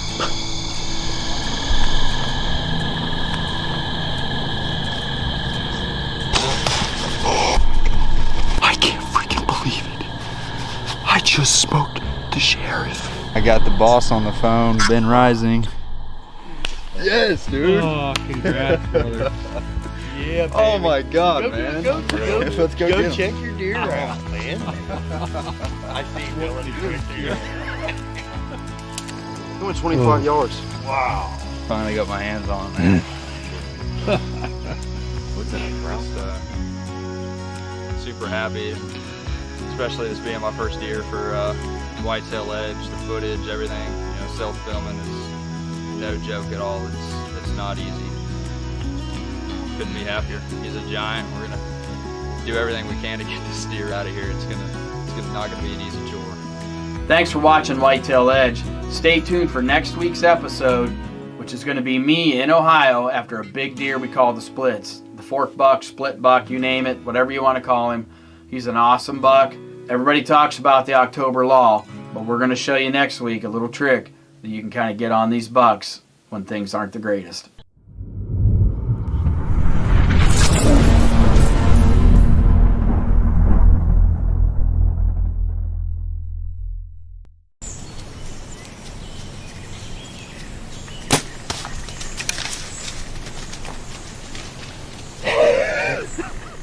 Seen a lot of bow hunting, and you used to talk about broadheads out in public. You can't do that anymore.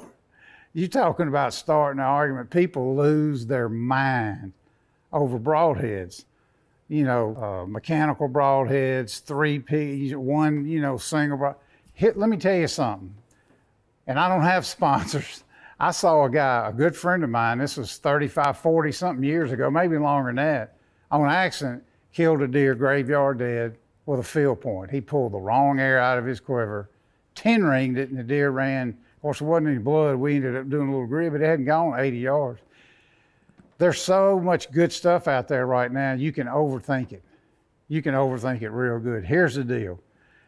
If you pick a broadhead, no matter who you saw shooting it all at, and you get it in your safe zone, whatever that is, 30 yards, 20 yards, I'll promise you, your comfort zone is not as far as you think it is, but that's a whole nother tip. But if you get it hitting where you want it to go, then work on other things. When to make the draw, how far is 20 yards, being accurate. That's what counts. Most all the stuff out there today is so good, it doesn't matter. I've used them both. I love to experiment with broadheads. I ain't gonna fall on my sword over any one brand because I like to just tinker. Who don't like to tinker with bow equipment? I've shot them with 220 grain Simmons interceptors that look like an axe. I killed a whole bunch of deer with the first little 3-braid mechanical heads that came out, and it was devastating butt trails. They all work. Work on getting accurate, practice a lot, learn how to make that draw very carefully and very quietly, and don't overthink it.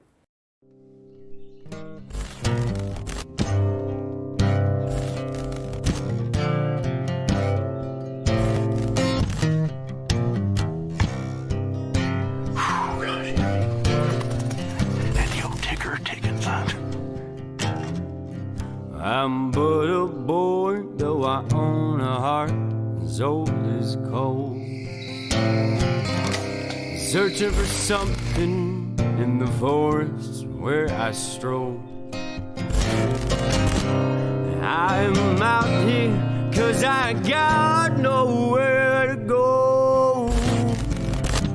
The open air and the trees known to soothe the poorest soul.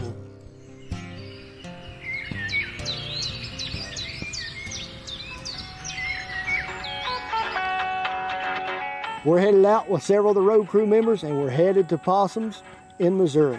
We're going to be actually going on an Outdoor Dream Foundation hunt with Patrick Paysinger and a young man by the name of Tony.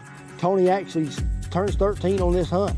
You know, the thing about Tony is he's actually in remission for leukemia. So God has certainly blessed him throughout life, and boy, is he ever going to bless him on this hunt. Okay, now we've sat here and debated, me, Mitchell, and Bruce, talking about what we should do in the morning. The blind's in a good location, but we're getting the pictures, and where we think the deer are is probably 400 or 500 yards away from us. But there is scrapes right here. But we were debating on, should we move the blind? Should we leave it and set up another blind? Should we just sit in chairs? So we've got 2 days. What we've decided right now, we'll put the chairs in the blind that's been set. Our plan is to come in to the blind that's already set and just see what happens. We might get a shot. If we see one over there making a scrape, there's a ditch line behind. It runs all the way down through here. And this ditch line is actually about 8 foot deep, no water in it. So we could actually get down it and sneak all the way around. We've got that option. And then if for some reason it just don't work out and we see deer far off, then midday tomorrow we'll come in and we'll set up closer. And then we'll have tomorrow evening and then all day Sunday. Now, as far as visually seeing the deer, this is a perfect spot. As far as killing one, I'm not too sure, but there is scrapes 80 and 100 yards from us. There's this little wood line right here. There's scrapes all of them down it. We set a camera yesterday, nothing hit it. The far wood line is where we got the deer. So, like I said earlier, our plan is sneak in here, get in here in the morning, see what happens. Ooh, you better spray double down there.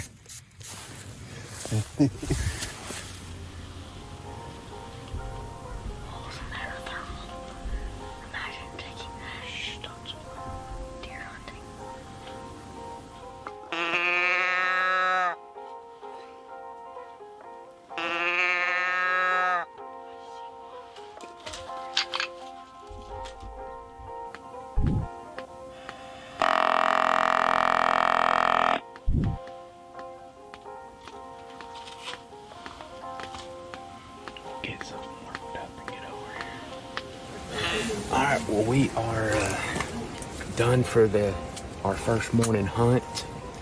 We had a really good set. We seen 6 different bucks. 2 of them were, I would say, shooters, really good bucks. But they were all the way across the field, a couple hundred yards away. We couldn't shoot. Alright, we're heading out. We seen those bucks down there in that far corner right there.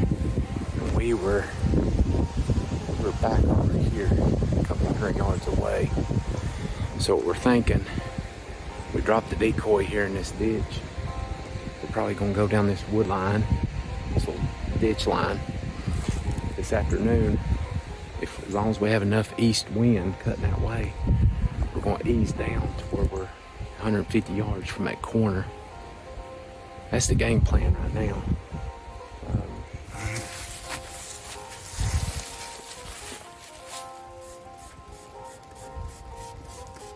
We're going aggressive on these deer. The wind is pushing us all the way to the other end, and which is kind of good because this is where the deer went in this evening. Where we're going to be hunting off the ground. We got the decoy carrying him out, so we'll get back with you guys and set up.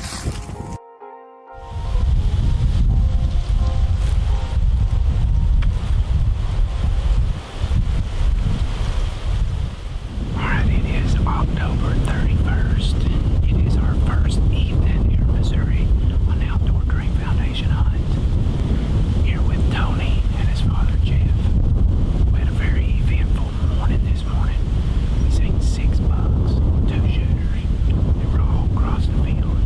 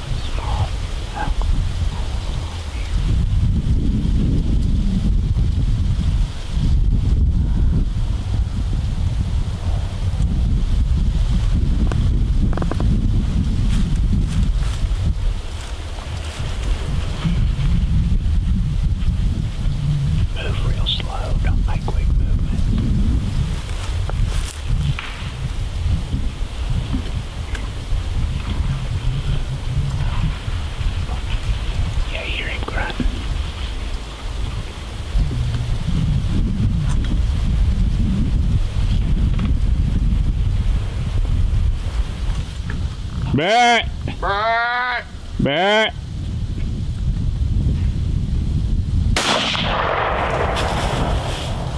You got him. Put another one in him. Put another one in him. Put another one in him. Get up if you have to.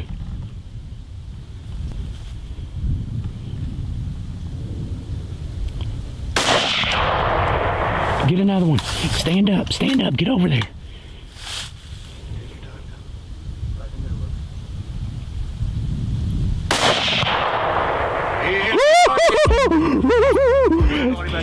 That is a freaking giant. Great job. That is a stud. I think I hit him 3 times. I know you hit him twice. Oh my gosh. That is a giant. That is a giant, bud. That is a giant. Great job.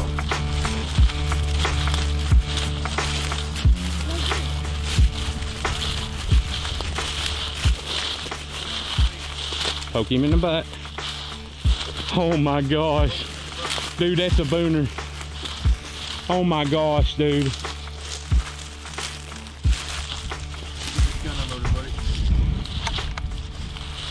That, my friend. Hey, put her here. Look at the size of that deer. I mean, his horns are huge, but look at his body. Here, bud.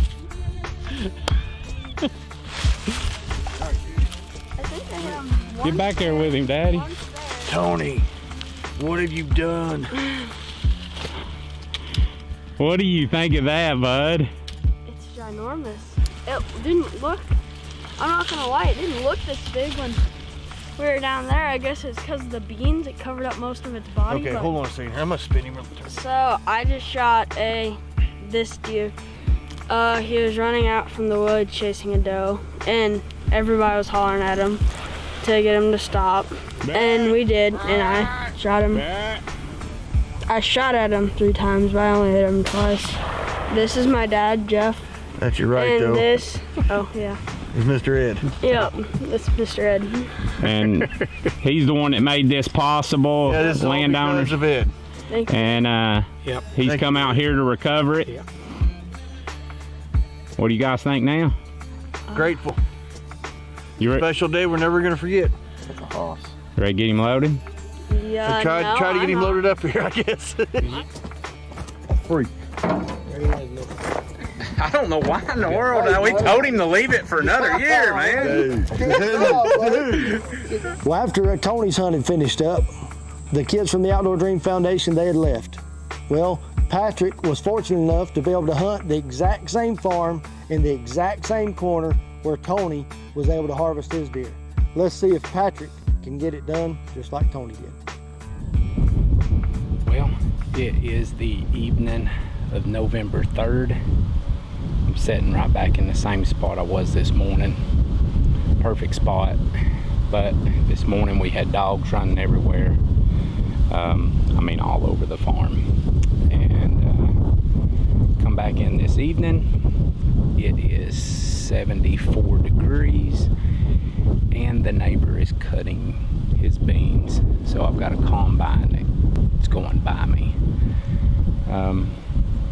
The good thing is, it is November and anything can happen. And the neighbor is going super fast for a combine anyway. But it is very easy to get discouraged with everything that's been going on today. But I'm just thankful to be up in a tree stand, have the freedom that we do, and be able to do this. So I'm trying to look at the positive. So we're going to sit tight and see what happens next couple hours.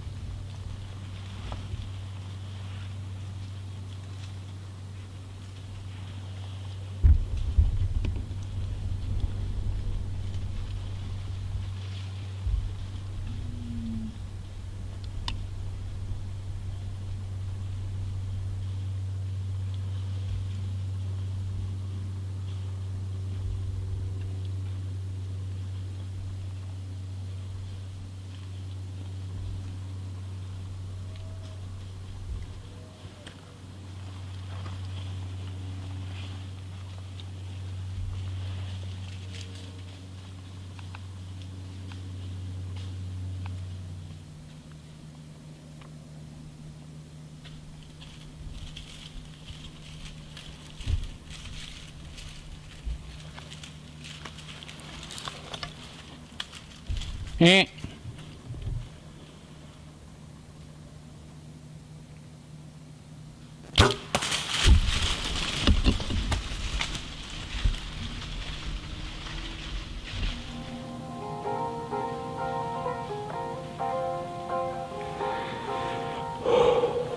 Thank you, Lord. Thank you, Lord.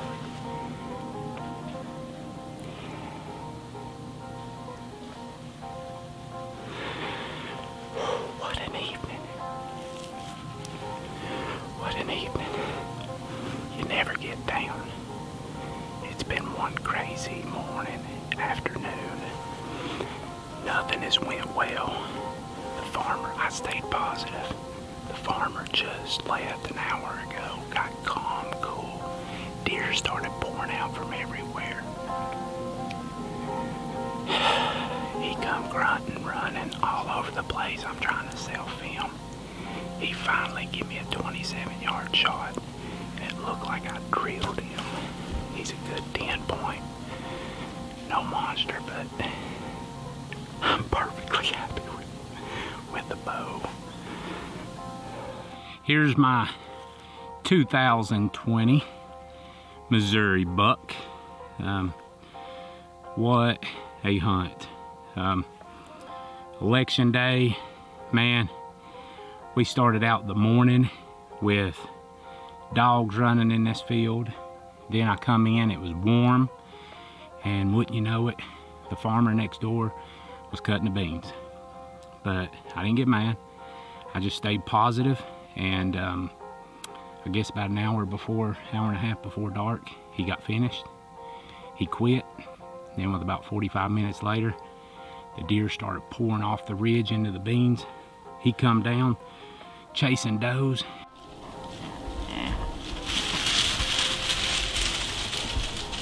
And it was crazy. Well, Tony's hunt was definitely one to remember. I'm talking about 170 class whitetail. But you know what made that hunt successful? You know what made it possible for him to harvest that deer? Was making a move. If they would have never made that move, they'd have been in a bad position and still wouldn't actually been able to achieve the goal they were wanting to obtain. Well, the same way happens in our Christian walk of life. Sometimes we've got to make a move. We can wait on God all we want to, but God gives us the ability to get closer to Him. And sometimes that's exactly, as a Christian, what we need to do.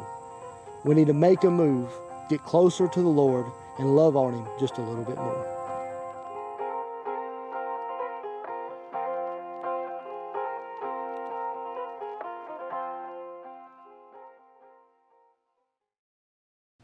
At the core of all of us, there is a code, a roadmap that determines who we are. Our code is written in early morning sunrises and the anticipation of opening day. Our code is written by the moments that we experience with those we love the most. It's written by the feeling of our dirt in our hands. At Mossy Oak, our code is burned into every cell of our body. It's in our DNA. All I got is time.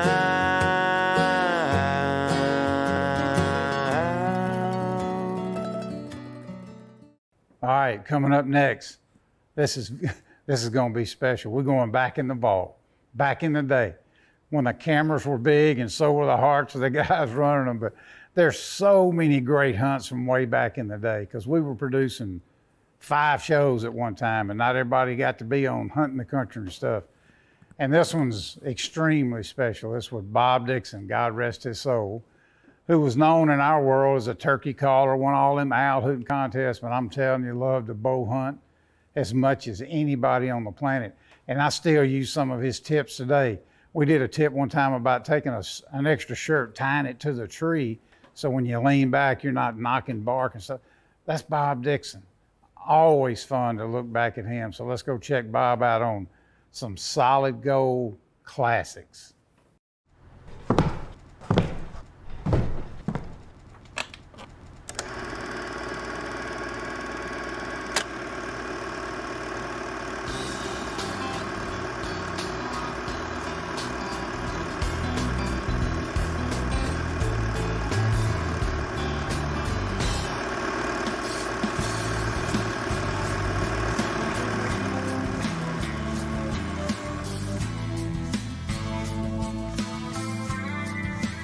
You know, one of the most incredible things and one of the most intriguing things to whitetail deer, to me, is their adaptability. I mean, they are absolutely amazing. I mean, you got to deal with sight, scent, and sound. I mean, there's 3 major obstacles to overcome. And then you've got that 6th sense that if you've hunted whitetails at all that you're familiar with. It's when you're sitting up there in the tree stand and the deer doesn't know you're in the world, and all of a sudden he or she just looks up and picks you off. You know, the thing's really neat is you're hunting them in their living room. It's just like if you come home and your wife's rearranged the furniture, you're going to notice that right off the bat. And you have to be ever mindful of that when you're in the woods and when you're choosing your stand sites and the places that you're going to hunt. You know, we've got great tools today, things that have brought deer hunting light years, scent locker suits and carbon sprays to help cover the scent. But it's still critical that you hang your stand, that you do your homework, that you do your scouting work, and that you hang your stand in the right spot. You know, if the wind's blowing wrong, particularly if you're hunting a big buck and the wind's blowing from the wrong direction, man, don't go in there and hunt that stand, because if you bump him out of his safety zone one time, man, time and again I've seen them just disappear. And they're too doggone hard to find to take a chance on it. I would rather go scout or go to another stand where the wind is right, as opposed to hunting a place where the wind's bad. There is absolutely no room for mistakes, whether you're fooling with the trophy bucks or an equally worthy opponent, a 5.5 or 6-year-old doe deer. You got to beat them on their own field. They got the home game advantage every time you're out there. All right, Tyler, tell me where we are and what we're looking for here. Well, this is about where we're at right down in here right now. Right. What we have is soybean fields up to the north and a nice oak ridge that runs all the way down into some native prairie grasses. We have switchgrass and big blue stem and little blue. Great cover for the deer. It's about 6 foot tall and really thick, and they seem to love to bed in it. And you think they're going to come through which way? Through this narrow little neck? What they'll do is they'll come down this ridge, and when it bottles down here, it's a great funnel. But what makes this spot so good, and what's been good for the acorns there, and then they'll go into the grass and bed down. Just a little dessert before they go and take a nap? Just a little dessert. Let's go see if we can find the tree, man. That sounds like the perfect spot. I love the way it looks here on the map. Okay.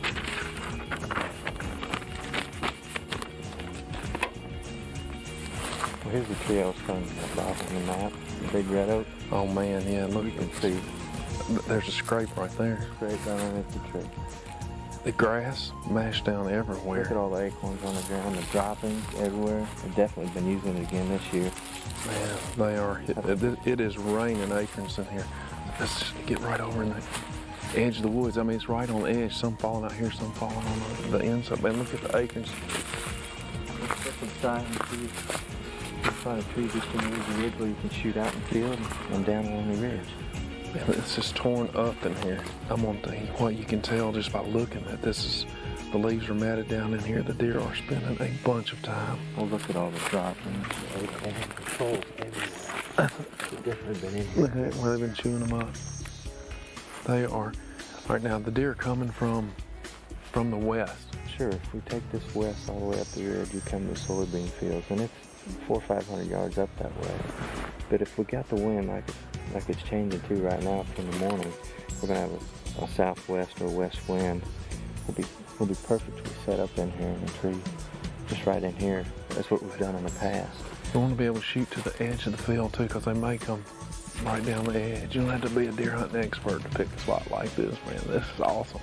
We kind of stumbled onto this tree, I'll be honest with you. Maybe we just set up on this edge because it's such a great bottleneck. But what happens is deer come down and they just stop right here because of this great red oak. Yeah. It was a full it's dropping early. It's one of the first ones falling. Let's get the stuff and see if we can stand up here. Okay. I want to be here in the morning early. Sounds great. Let's go. One of the most critical things dealing with hunting whitetails, particularly with a bow and arrow or even with a rifle, but more so with archery, is his nose.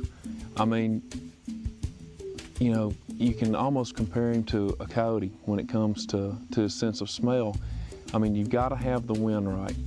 And that sometimes that wind's going to swirl, and I mean, there's great tools out there today. I mean, you got great scent lock suits and great carbon sprays that you can spray on you. But you know, in my book, nothing beats doing your homework and getting your tree stand in the right spot, and then hunting that spot when the wind is right. I'm surprised he ain't moving the way this wind is blowing. It's just that weather's coming.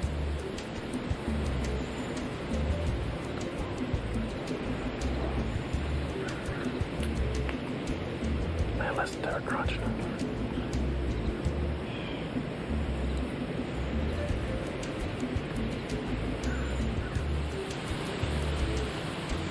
Right here behind us. So it's a big buck, big buck to our right.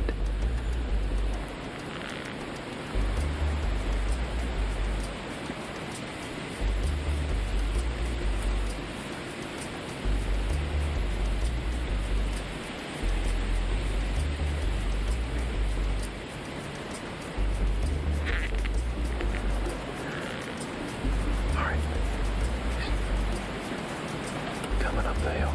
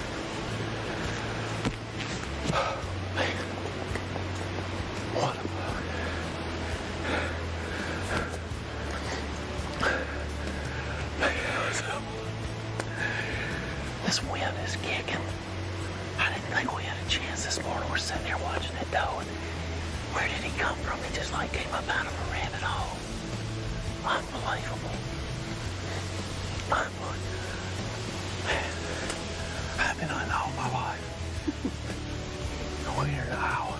And Tim goes, what you just seen is the biggest deer I've ever shot at with a bow in my life. I got to sit down.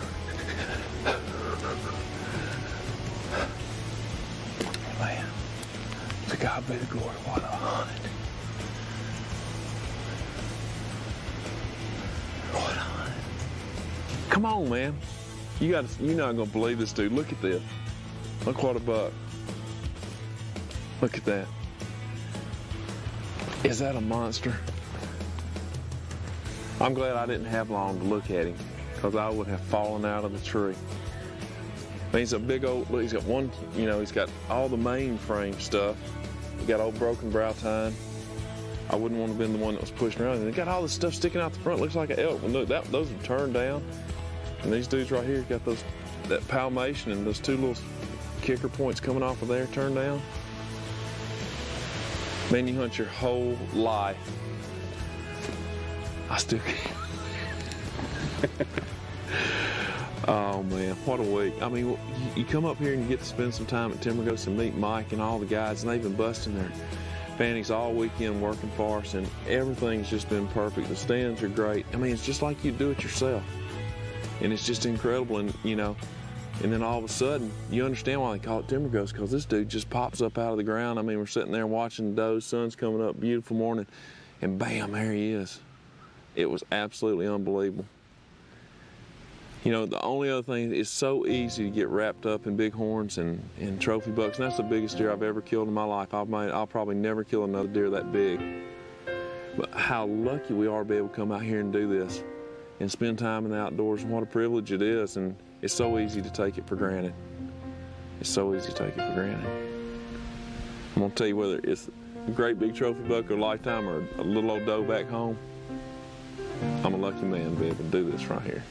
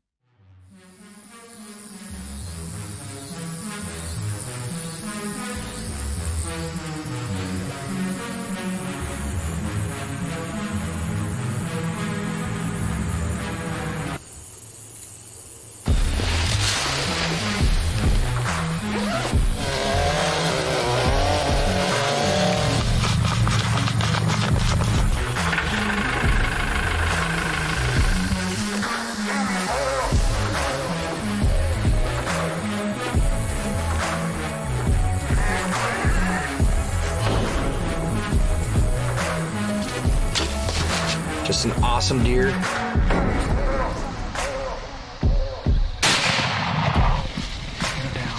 Well, here he is. Stay tuned to Dream Season Live for all our videos to come. Hey guys, welcome to Dream Season 2021, the first of many installments. This year we're going to bring you guys as many episodes as possible. The ups, the downs, the in-betweens, the work that goes into finding success in the field, because as you guys know, success is the smaller part of the entire spectrum. So we're going to bring you guys as much as we can. I'm actually out here today. I'm putting final touches on my hawk box blind, getting curtain kits installed so I don't get silhouetted, and the season is coming quick. One thing that's unique about this year from Alex and I's standpoint is that we've actually been able to purchase our very own farm. It is a pretty cool farm. We've hunted this for a handful of years now, so we've got quite the history of different deer that are in and out of this farm, and there's a few of them that we're really hoping to catch up with this season. Number one deer on my hit list is a buck that I call Big Mac. He's been here since the first year that we got permission to hunt this farm. So this is the third year we've got history with him. I think he's a minimum 6. He could be older. We've also got another buck that we call Top Hat. And Top Hat is a deer that is 5 years old. We've also had photos of him from 3 years ago, then last year, and again this year. He is not quite as frequent on this farm. He spends the majority of his time on the neighbors, but he does spend a decent amount of time on ours, and we've got a lot more food this year. I'm hoping that keeps him around, but other than that, the other team members are out and about doing their thing, and we're looking forward to bringing you as much content as possible in 2021.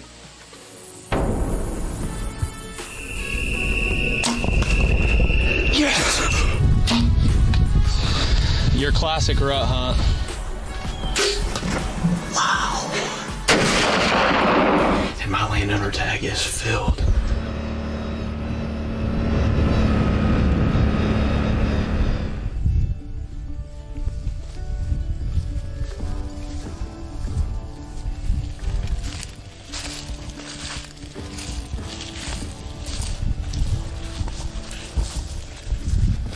Well, as we're sitting here waiting for the deer to come out on Huxley's youth hunt, I'm just going to talk a little bit about, some of our strategies and some of the bucks we'll be hunting this upcoming season. So this is actually a spot that I'll be hunting quite a bit. If the buck that I'll be hunting moves back in here, there's a buck in here that's, I think we're going to call him Dakota 2.0 because he's an absolute giant. We had pictures of him last year during the summer, and he completely moved off about this time and then ended up showing back up, so we put this food plot in specifically for that deer. The biggest thing we've been working on this off season is we bought a new farm this year, and Huxman here has been a very big help in getting it set up, and that's what our focus has been this entire off season is we got in 6 green plots. We're gonna leave 2 acres of standing grain. One buck in particular that I'll be after is a buck that we haven't really named yet, but he has a really big drop time, and that'll be my #1 target deer for the year, no matter what deer shows up anywhere else. So he's actually been the most consistent deer on the farm out of any of them. And then another buck that we'll be hunting is a buck that we call Branch. And then there's another mainframe 8 with split G2 and a kicker that hasn't been real consistent whatsoever, but we actually got velvet footage of him as well. And a buck that I feel like our best opportunity to him will probably be late season when he comes back for the food. Those are our main 3 targets on our brand new farm. And one buck in particular that we were after really hard last year is a buck we called Southpaw. I actually had him at 30 yards last year. We have him back on camera, and he's a buck that will be after pretty hard this year. So we're excited to have you back for another year and another season of Dream Season Live. So you're gonna be able to follow along all year, and hopefully we can bring you some awesome content. So we're gonna start it off right here with Huxley putting the smack down on a big old buck, right, buddy? Heck yeah.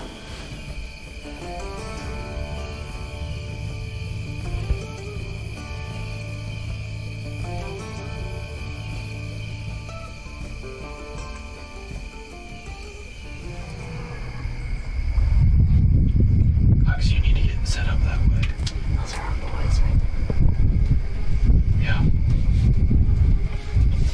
Okay, how far is that? Here, hold on. I'm gonna zoom it in for you.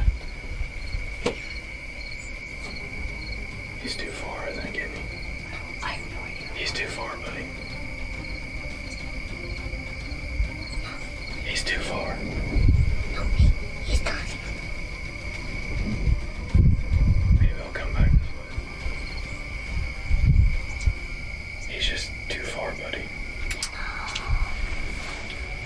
So these were the bucks that we were going to hunt today. They were too far, so I couldn't shoot them, but we got them on camera.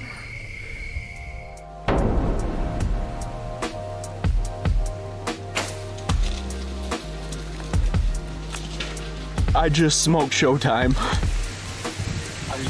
I am dead serious. Oh my God. Well, I'm over here at the lease this morning. The Reconic cell cam started firing off in this biologic final forage food plot. The cattle had found their way through the electric fence and into the plot. Luckily, I just showed up here and I'm not seeing any cattle in here.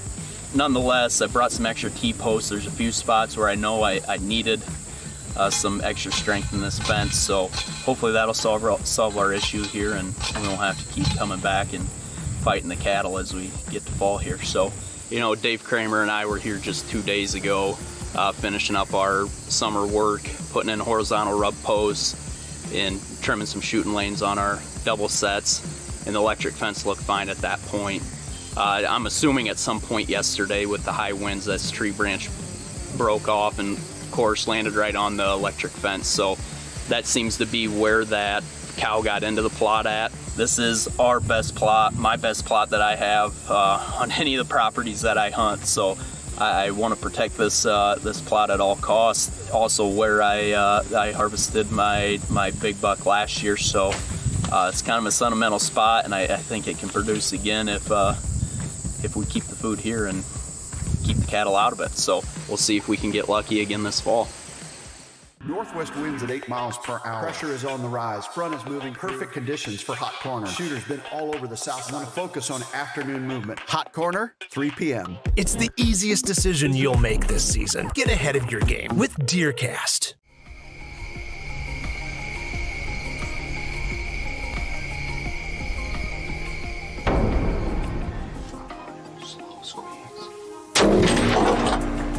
Done. Yes, and we just knocked down a giant. I think you can carry it.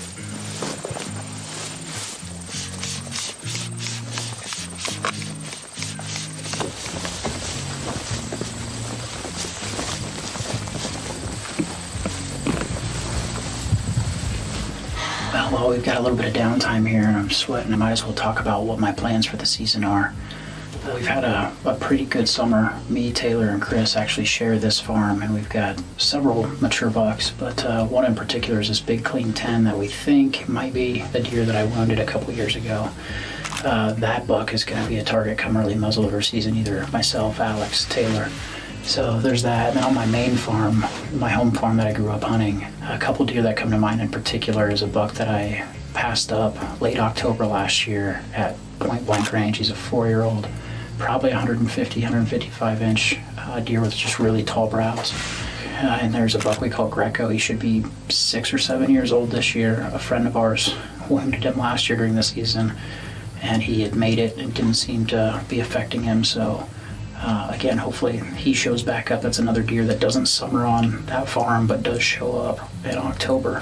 One other really unique deer on that farm is a buck we call Gimpy, and I just pulled cards last week, and he had showed up. So that's what we have going, but first up's going to be Bryson, and then on the road to Colorado to chase elk over the counter on public land. I know a lot of the Dream Season live cast have fantastic deer to chase this year. I know Chris and Taylor both purchased new farms, and what they've been doing with those farms is it's awesome to see two of my buddies be able to take a farm and mold it into what they want for big deer, and this will be their first years getting to hunt those farms. So I'm excited to see what those guys bring to the table from that. But either way, we better stop talking and start getting ready to hunt deer here tonight. It's getting a little bit later, and that sun's going to be behind the trees. And once that happens, we fully expect this Mossy Oak biologic plot to fill up.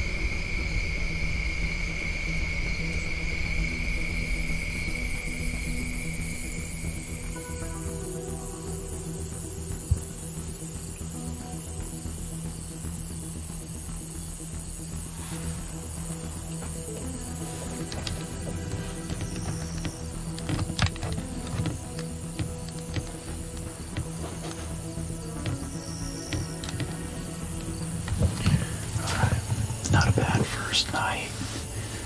We had a nice young buck out in the field here, but we know there's quite a few more big deer around. This isn't his first time, so we're trying to teach management a little bit. Anyway. Anyway, thanks for watching Dream Season. We'll be on the road to Colorado tomorrow. Hopefully have, at a minimum, some good film to share with you, and I sure hope to fill my tag.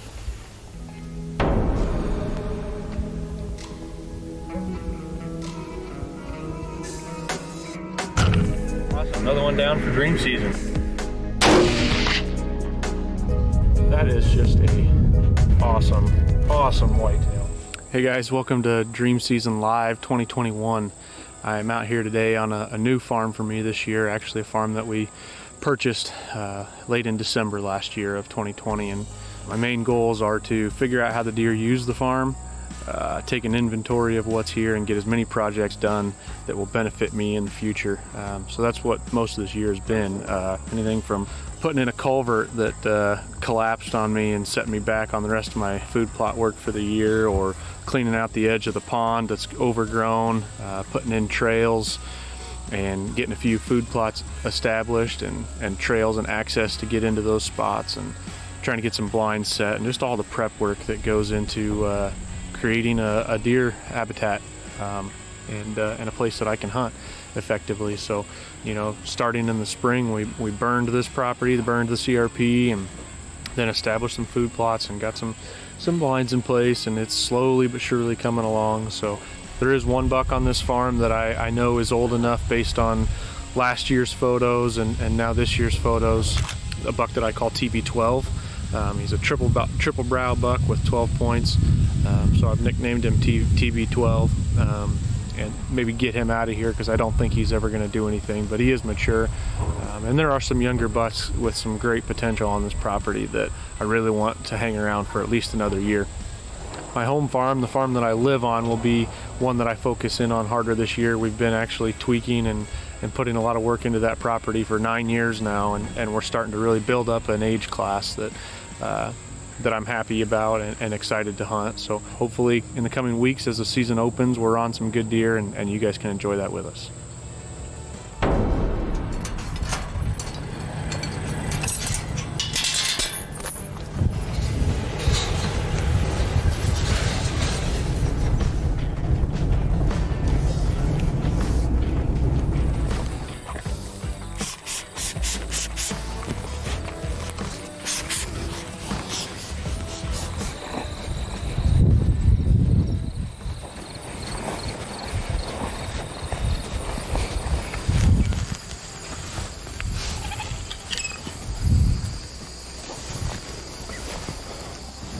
Alright, here we are, guys. It's September 21st. We're back in here on the home farm.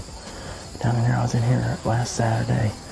I didn't think there'd be a whole lot here, but we've actually got a mature 9-pointer showing up. And he's been on both cameras here. Like I said, we got this new pond here. So with it being hot, maybe that's got them coming here more often than what they have before. But the clover looks good. DeerCast says great. Supposed to be a wind of about 7 miles an hour. Don't know when they're going to be moving quite yet with this cool weather, but we want to get in here a little early, thinking that they'd get in here and move early. So we're going to stay here, and we'll keep you posted as stuff comes in here.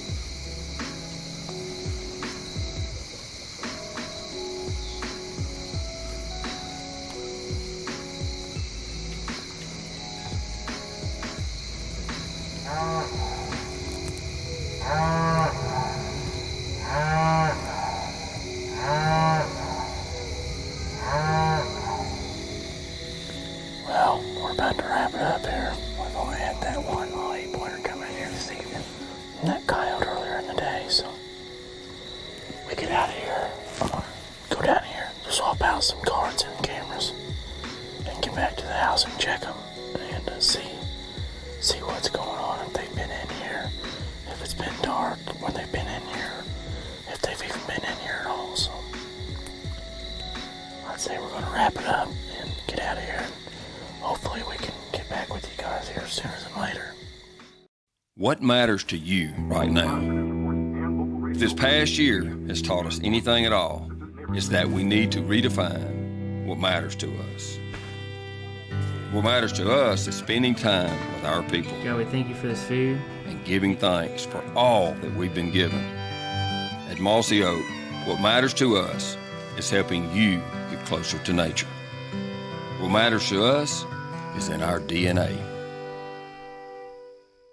Well, hey, I don't know how many people roll stuff out like that, that action-packed, Mossy Oak moments. It's pretty unbelievable. I personally am really proud to have that out there on the Mossy Oak Go app, and I promote it all the time because it's free. It ain't like we're trying to sell you something. And along the way, you get to see all this video first, right here on the Moments Live, and you get taught a lot of stuff too. There's some really cool people in this. So, hey, whatever you do, make sure your phone, your app, your Roku, whatever you use, Wednesday nights on the Mossy Oak Go app, Moments Live. See you next week.